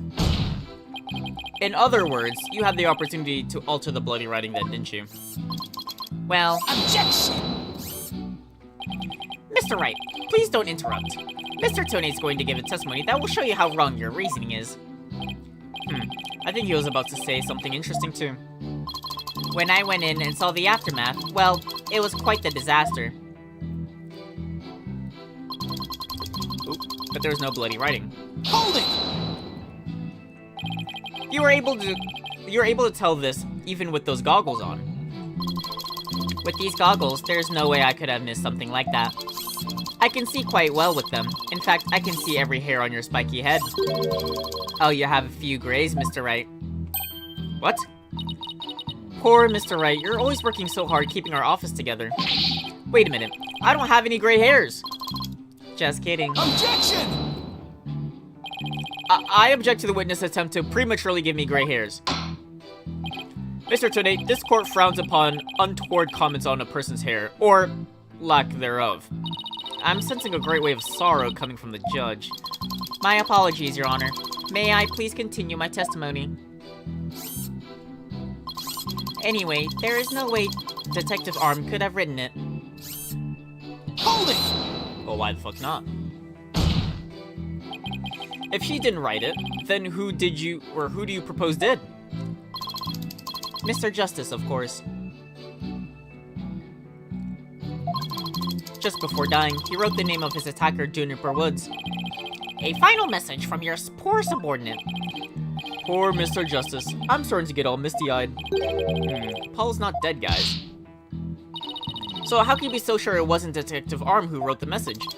It is very simple. She had struck her head on rubble and died near the courtroom entrance. She was too far away from where the bloody message was found. I'm impressed.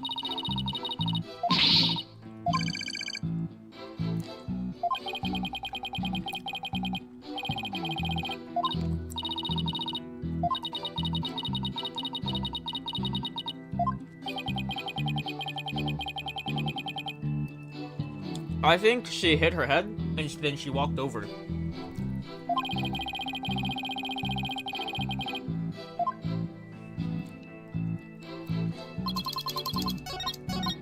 But I forgot to press. Hold it! Isn't it possible she could have crawled to the area of the bloody message?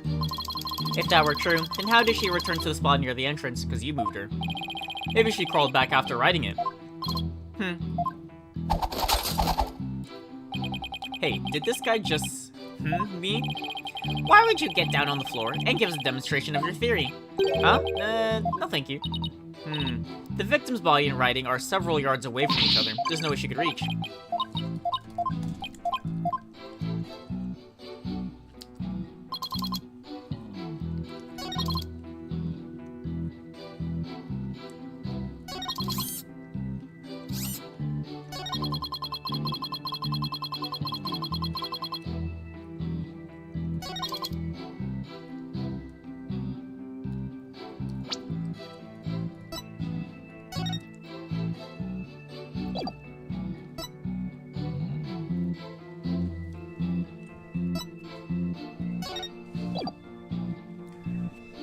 Trauma to back of head caused by impact to the flat object. Oh, wait.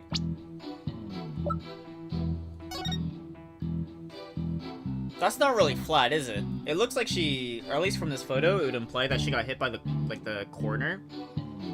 The vertice of the rubble.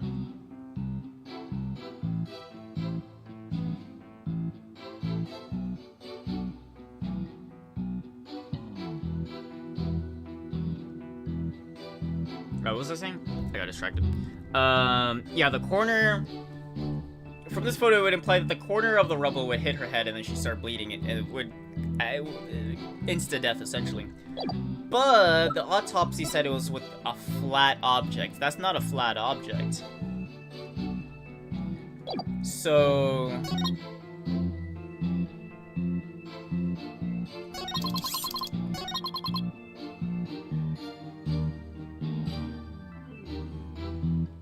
So, I would assume that's not the thing that got her.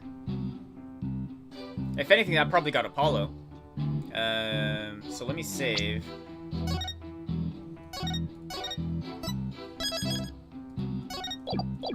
Maybe, I have no fucking clue. Autopsy. Objection! Ooh, I'm so smart. You are a terrible liar, Mr. Toenape. Take a look at his autopsy, specifically the part about Detective Arm's head injury. Cause of death, trauma to back of head caused by impact with a flat object.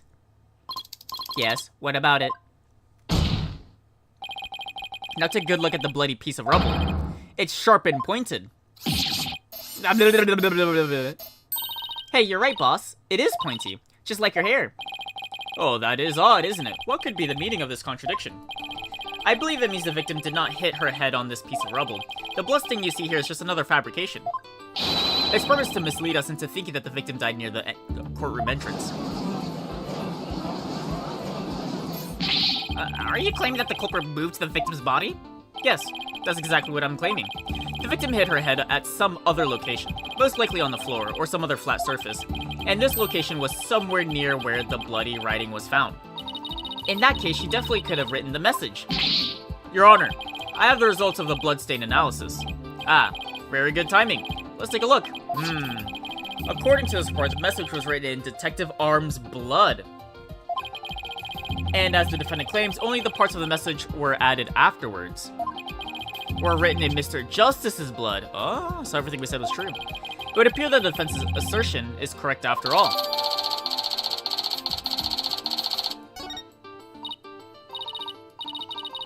Wait, what was that other page? Oh, it's just a written thing. Okay. Yes, you did it. You were right, boss. Now I have to drive it home. I'll have to take a good look at the bloody writing analysis later. I already did. Wait, was there something more to it? DNA analysis definitely proves that the blood of the writing to be that of victim Candace Arm. However, the lines added later were found to be written in Apollo Justice. Yeah, I mean, we know that. Mr. Toenape, it is now apparent that you have told several lies to this court. I hope you have some sort of good explanation for yourself. Fine, I will confess. You will? But then, why are you so calm? This time, I will tell the truth.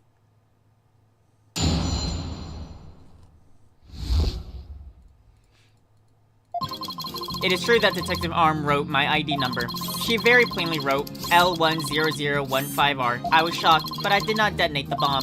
Detective Arm must have mistaken me for the real bomber. Not wanting to be accused, I moved the body and covered the writing. My bad. My bad. I see. So it was your assertion that you merely moved the body, is that it? That is correct. I did not kill Detective Arm. Oh, well, if that's all you did, then... Wait a minute. That in itself is a criminal act. Glad to see you finally crossed that finish line, Your Honor. Very well, then.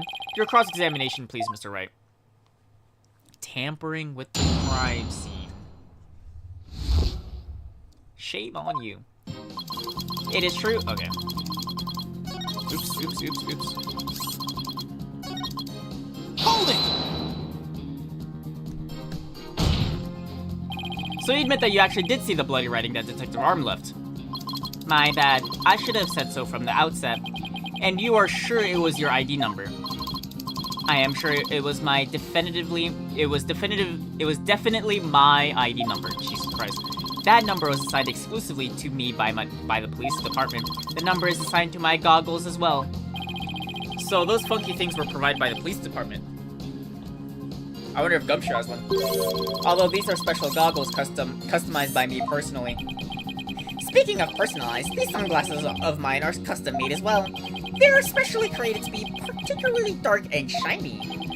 Speaking of special, my gavel is made of mahogany and was custom made as well. It was specially created to make a particularly loud and resounding sound. Wish I had something to brag about. But be all of that as it may, I just want to reconfirm you saw the bloody writing clearly, and that it was your ID number. That is correct. My ID number was written in blood on the floor.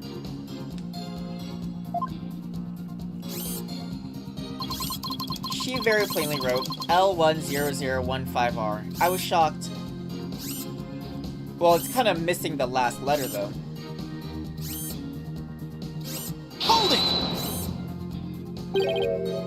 L10015R. And it was written after the bomb went off in the courtroom.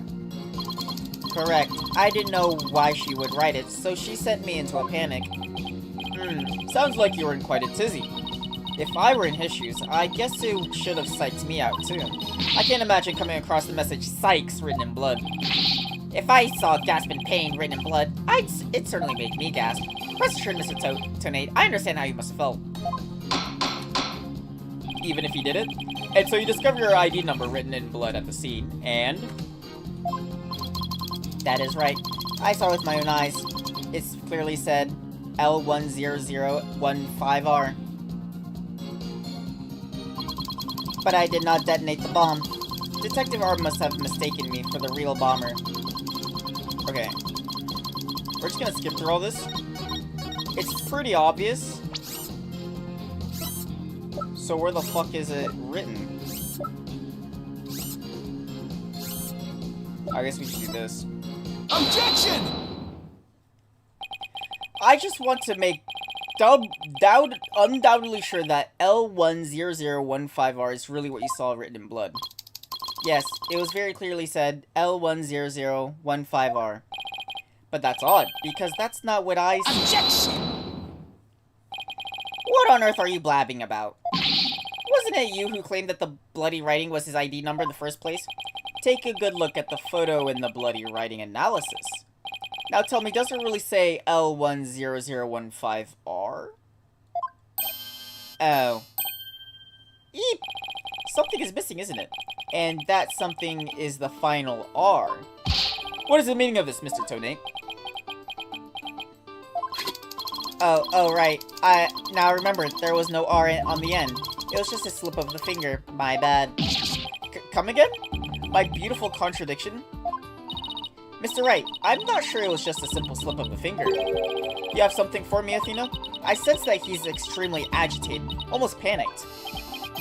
He does look pretty flustered. Well, Mr. Wright, it appears it was nothing more than a mere mistake. I don't know. Did he really just make a typo? What about that R? Did Mr. Tonate really see it?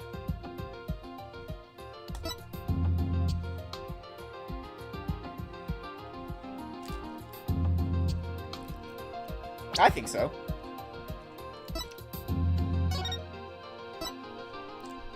It does look like it's gonna be an R.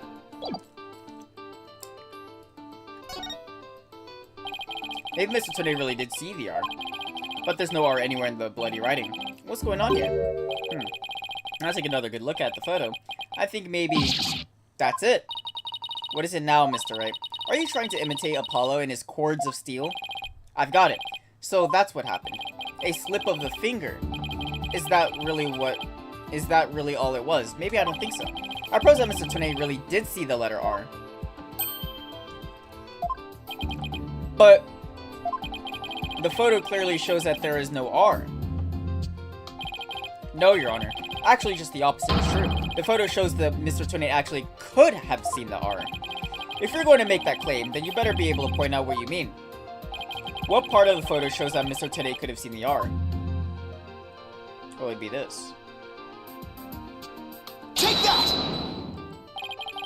Please look here to the right of the 5. Do you see a little bit of red? Oh, I see it. Just on the edge of where the floor is broken up. That's the R Mr. Tonate saw. Objection! It's true that the witness wears some very odd goggles, but that doesn't mean his eyesight is bad nor his brain power. What part of the little smudge looks like an R to you? Objection! But what Mr. Tone saw wasn't that little smudge. There was a whole and complete R written there, before the floor was damaged by the explosion.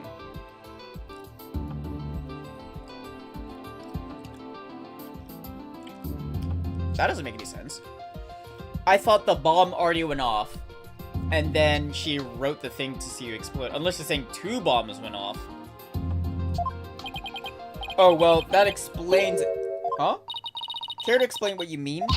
Because you just proposed that everything happened in the exact opposite order, yeah. Yep, because that's the way it really went down. The timing of when the R was written turns everything about this case around. But then, if the floor was damaged by the explosion, when was the message written?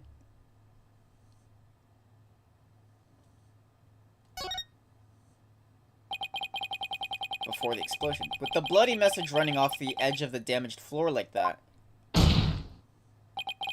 we can only conclude that it was written before the explosion. But that's ridiculous. If that were true, it overturns her own premise. That's right, it does. In fact, it turns everything upside down. The victim was not killed by the explosion in the courtroom. She was killed before the explosion ever occurred.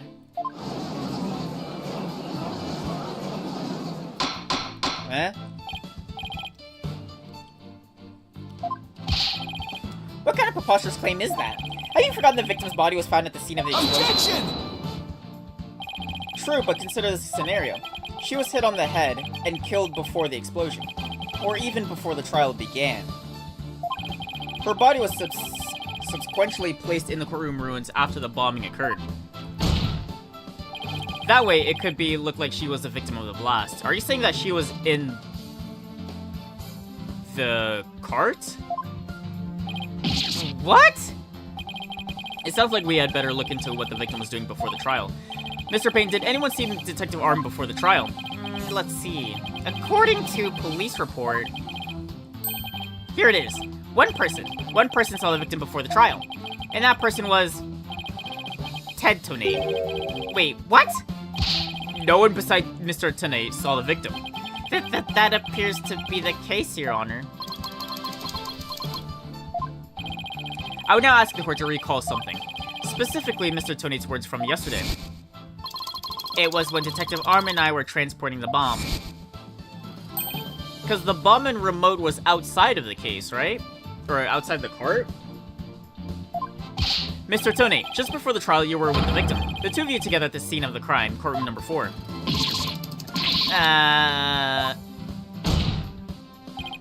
Your Honor, the defense requires new testimony from Mr. Tonate. We wish to hear about what he has to say about his whereabouts just before the trial. Mr. Tonate, your testimony, please. My testimony? There is no need for... He's completely unnerved, Mr. Wright. You must have hit the nail right on the head. Because, all I did was transport the bomb to the courtroom. I already told you. Blast this thing. I was only in the courtroom with the victim because of our work. I swear I was only transporting the bomb there. You and the victim were alone together at the scene of the crime. In other words, you certainly had the opportunity to commit murder, did you not? Tisk, tisk, tisk. Do you always leave yourself so open to attacks, Mr. Wright? What now, Mr. Payne? Yes, Mr. Tonate may have had the opportunity to kill Detective Arm, but an important piece of your assertion is missing. What important piece? The murder weapon. What do you claim was used to kill the victim?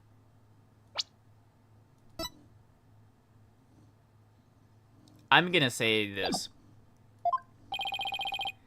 Mr. Payne has a point. Even if Mr. Tonate had the chance without a weapon, we can't accuse him of a crime. Well, Mr. Tonate? Oh, yes, that's right. I didn't have any sort of thing that could be used as a murder weapon on him. I couldn't possibly have killed Detective Arm. Did he really have nothing he could use as a murder weapon? What is it, Athena? Just looking over the victim's autopsy report. I'm hoping there's something in here that can point us in the right direction. Well, it does say that she died from trauma to the back of the head with a flat object. Yeah, and to inflict that kind of injury, all you would need is a flat surface, right? A heavy, blunt object with a flat surface could definitely be our murder weapon. Well, Mr. Wright, can you indicate for the court? Can you indicate for the court what was used to kill Detective Arm? I can. You can? Then please do so now. What did Mr. Tone have that could have been used as a murder weapon? I mean, also the cart, but, you know. Take that! Oh, no?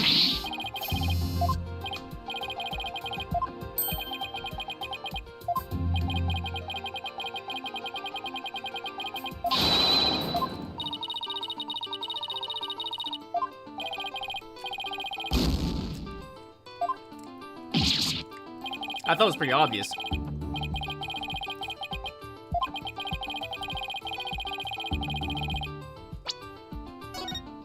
Well, it has to be the cart then. I'm just gonna save just in case. 'Cause I don't have that many... I don't have that much HP.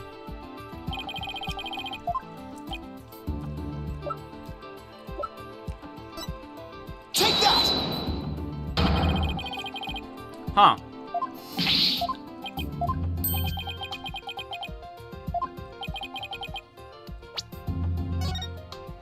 It's not. It's not the remote, not the cart.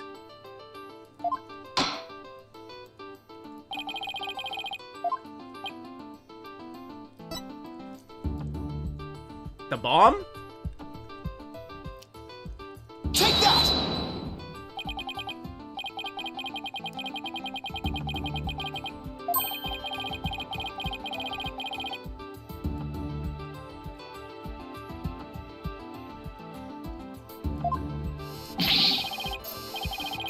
What the devil are you talking about? You had this. That's the bomb. I thought you were trying to prove that the victim wasn't killed by the bomb blast. The bomb blast, no, but I believe Candace's arm was killed with this bomb. Because this is the blunt object that delivered the fatal blow to her head. Please recall the description of Detective Arm's head wound. Trauma to the back of the head caused by impact to the flat object. We assume this injury was sustained when her head hit the floor. But a blow from any flat surface of this bomb would produce the same exact wound pattern. It'd be that thing he's holding.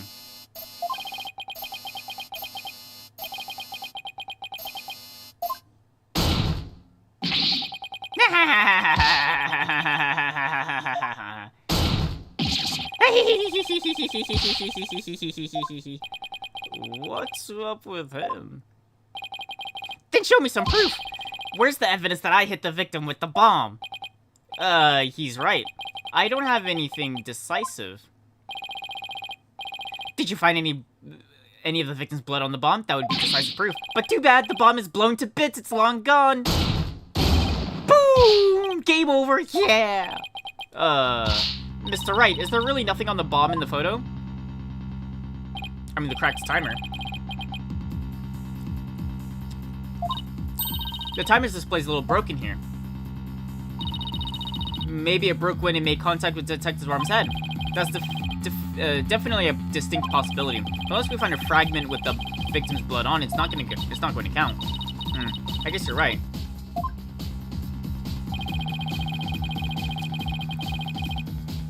By setting off that bomb, Tone managed to liberate all trace of the murder weapon. What in the world do I do now? At times like this, I've got to change gears and look at things at a different way. Instead of looking for the things he wasn't able to hide, I should be looking for a way to expose the things he did hide.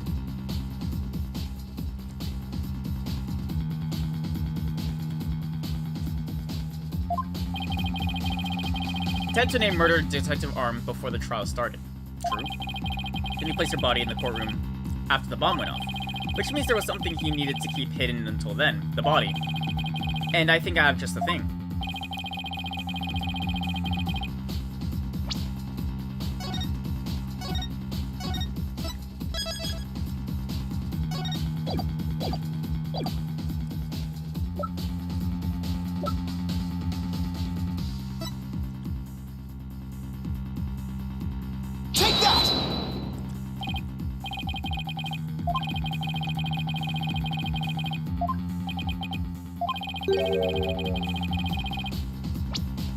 How do I say that he's trying to hide the body?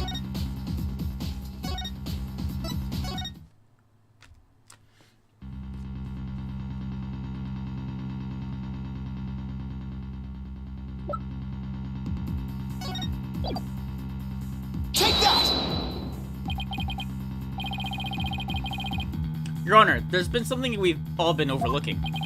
If the murder weapon took place before the trial, or if the murder took place before the trial, then Mr. Tone would have had to hide the body somewhere during the trial. Hey, you're right. And if we can figure out where that hiding place was, exactly, we might be able to find some evidence we can pin him down with. So where can Mr. Tone have hidden the body during the trial? Yeah, okay, so I just did it in the wrong order. Take that! I thought of it right, I just did the wrong order. Wait, a box big enough for a body. A box that was in the courtroom the whole time. A box nobody would touch if they thought there was a bomb in it. Mr. Tone. What is it? Do you finally have some decisive evidence to show me? No, you're the one who's going to show it to me. Come again? You heard me. Now show me what's inside the bomb transport case. What? Why? No. There's no need. I've got him now. Just before the trial, you killed the victim with a blunt object, and then you placed her body in the ruins of the courtroom after the bomb went off. Clearly, you were trying to make it look like she died in the explosion. But where was the body hidden during the trial? Oh, I hadn't thought of that. The answer's right here. Inside a box made of thick alloy plating that can withstand any impact. No, that's, completely false. But if it's false, you should have no objections to showing us your transport case. So let's open it up and take a look inside, shall we?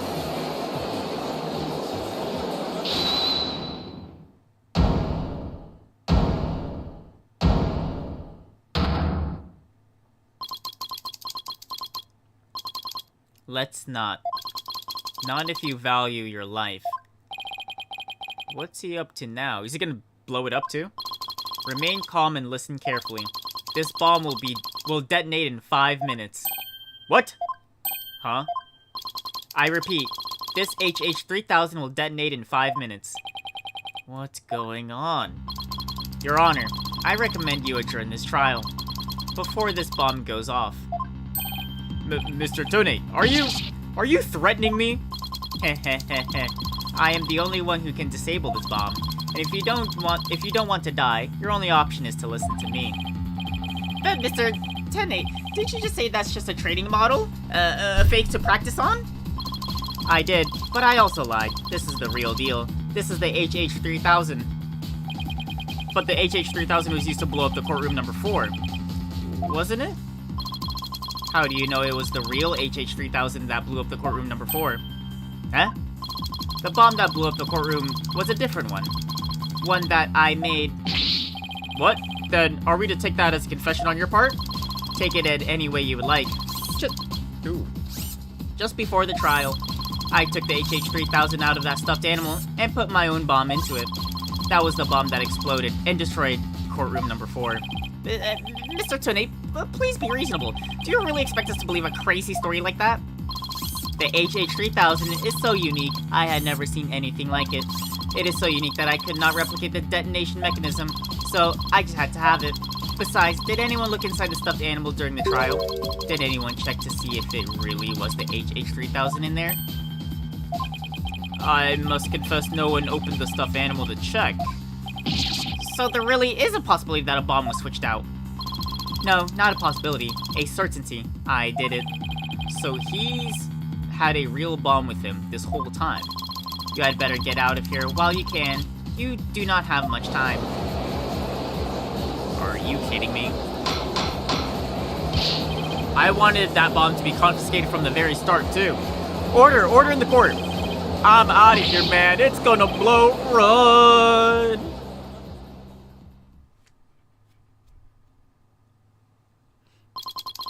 You 4 are still here. Well, aren't you brave? It's just wouldn't do for the judge presiding over this court to run. But that horrible explosion the other day. The judge looks like he's about to book it for the nearest exit any second. As for Mr. Payne... that is... And he's gone. And he's off. Mr. Wright, what do we do? It'd be pretty pathetic to run now, wouldn't it? But the bomb might really go off.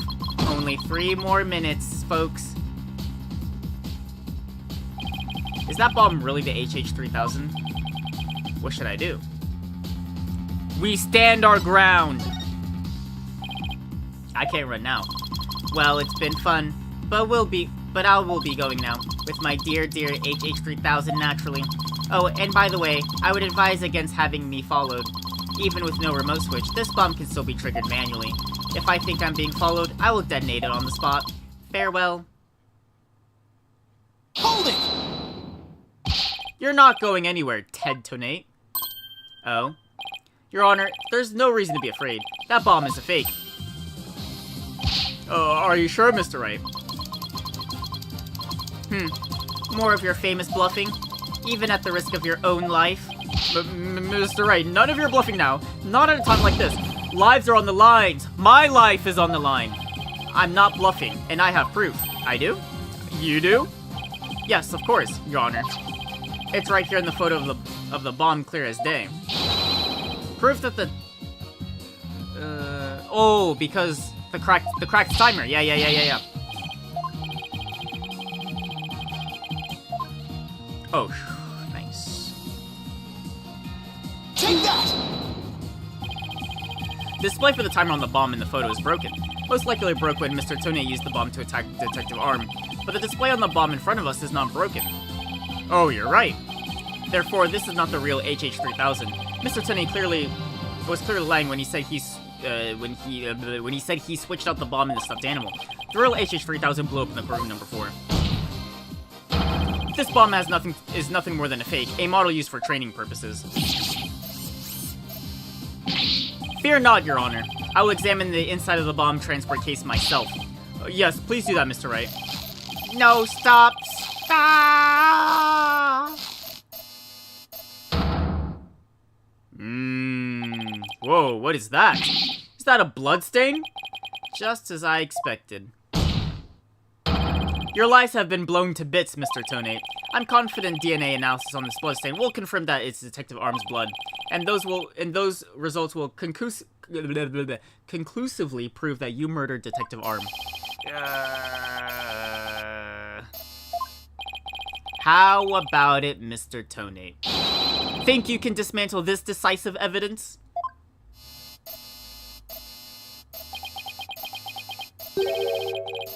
Dismantle it? You're too late! You missed your chance to run, so now you're out of time! This HH3000 is about to explode! Don't try to threaten us, Mr. Tonate. I've already proved that your bomb is a fake. It's real! This bomb is a real thing, I tell you! It's real!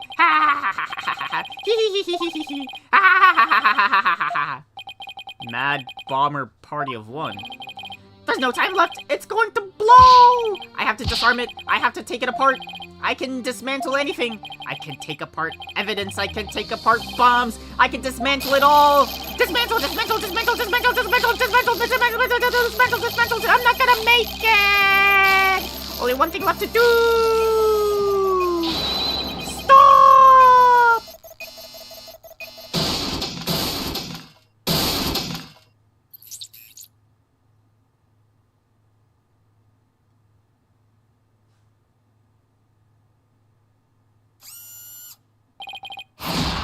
Made it!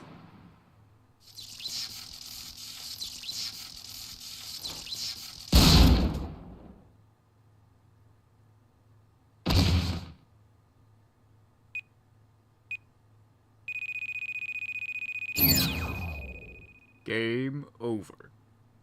Dismantle attempt failed.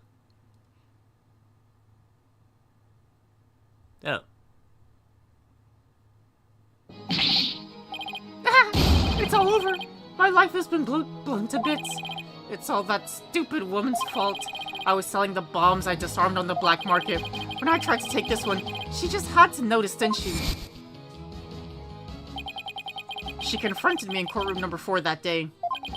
That's why I had no choice.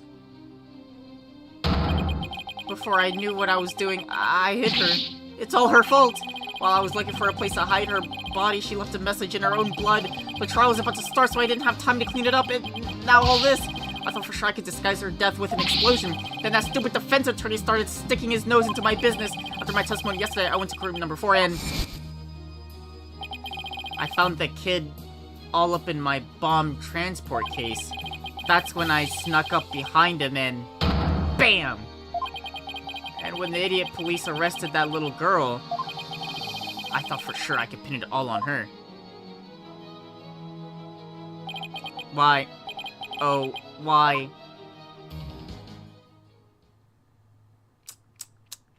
Shame on you. Shame on you. Tetonate, you are hereby under arrest on suspicion of the courtroom bombing and the assault on Mr. Justice. Your innocence or guilt will be determined at a later trial. Now then, I see that members of the public have returned to the gallery. One person, however, seems to still be running far away. Be that as it may, I'll now announce Miss Juniper Wood's verdict. Not guilty. Yippee!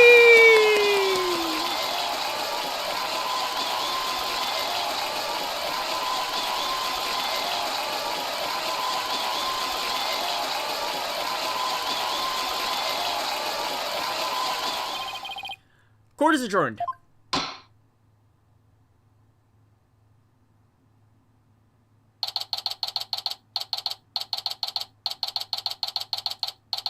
Nice. Oh my god, this type's so slow. You did it, boss. Yeah, I guess we managed to pull it off, somehow. So many mysteries cleared up at once. It was amazing. It just sort of worked out that way, didn't it? That's not the kind of thing that usually just works out. You made it happen. And the way that old prosecutor hightailed out of there, that was great. Mr. Wright, Fina, thank you for everything you did for me. I'm so happy for you, Junie. Now you can go back home to the forest in peace. I hope the both of you will come and visit me there sometime. That would be nice. Thank you for the invitation. I don't know, Mr. Wright. I'm not sure you could make it all the way up to Junie's house. How high do you live again, Junie? Around 3,000 feet, I think? What? That's no forest, that's a mountain. But you know, boss, there's something that still bothers me about the case. One little mystery we never got around to solving. Oh, that? Yeah, I was wondering about that too. Oh, like the rhino? Is this the unsolved mystery you're thinking of? Take that! Huh? That wasn't the thing I was thinking of. Oh. I was wondering about the missing... Oh, the switch. Yeah, that too. Oh, right. That unsolved mystery. Haha, I was just testing you. Oh, you were looking to get a reaction out of me, huh? Now, always remember, the trial isn't really over until you get back to the office. Even if you get a not guilty, you still have to remember to stay sharp. In other words, don't gloat over too much over a victory, right, boss? Thanks for the tip. But I still wonder where that remote switch disappeared to. Maybe Mr. Tone just got rid of it somewhere. Yeah, it probably is a big thing to leave unsolved, though. Well, let's leave it up to the police to find. Hopefully we'll find out someday. I guess you're right. Hey, I know. Junie, shall we go report the good news? You know, to that certain someone. What if she has it? Okay. Huh? Her grandmother? No, Apollo. No, silly, to Apollo! Oh, right. Well, why don't we all go to the hospital together to see him? Great idea. I bet he's bored out of his mind. Okay. And so the courtroom bombing case came to a close, but the next trial was just over the horizon. There's never a dull moment with so many lawyers in the office, that's for sure. Apollo Justice, Athena Sykes, and me, Phoenix Wright. Wait, what about, Trucy? Well, I guess she's not a lawyer, but between the three of us, there's no case we can't solve. When our powers combine, we're an unstoppable team. At least, that's what I believed. What do you mean by that? But all of that changed with what Apollo said to us that day. It was something that would put my faith in us to the ultimate test. Let me guess, he has the bomb, or the switch. Write anything agency. Random date, random time. Sorry, but I'll be taking a leave of absence. Wait, what do you mean by a leave? Can you at least give me a reason why? I can only say that this is something I must settle on my own.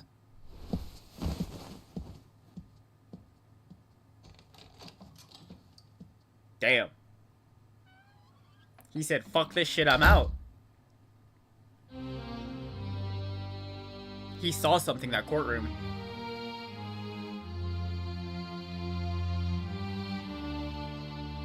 Oh, why, Apollo? Why are you shutting us out?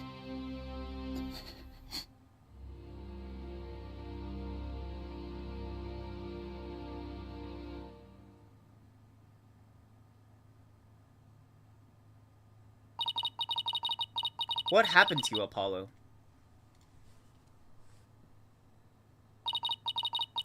Ever since you put that jacket on, you've changed. Oh, you changed. Whose jacket is that? And now for whatever reason, all my mind keeps doing is returning to the day I first met you.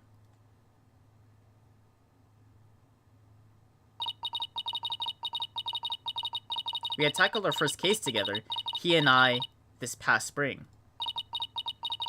And as we did, I came to know who he is and how he too. Can this go any faster? It was a very peculiar case, one in which the victim was killed by a mythical creature. A unicorn?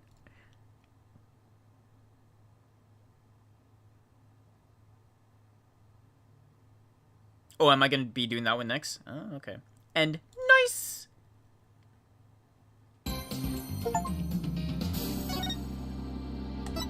Nice! Alright. That's it. We'll continue tomorrow. I'm gonna get started on my video. That was an okay case. That case was okay.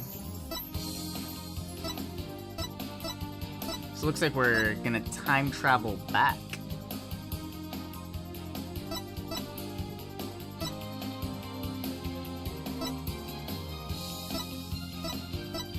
Cool.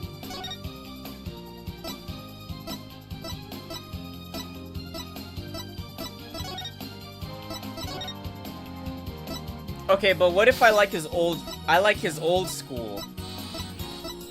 I don't like this weird, like, whatever the fuck this is. You know what I mean?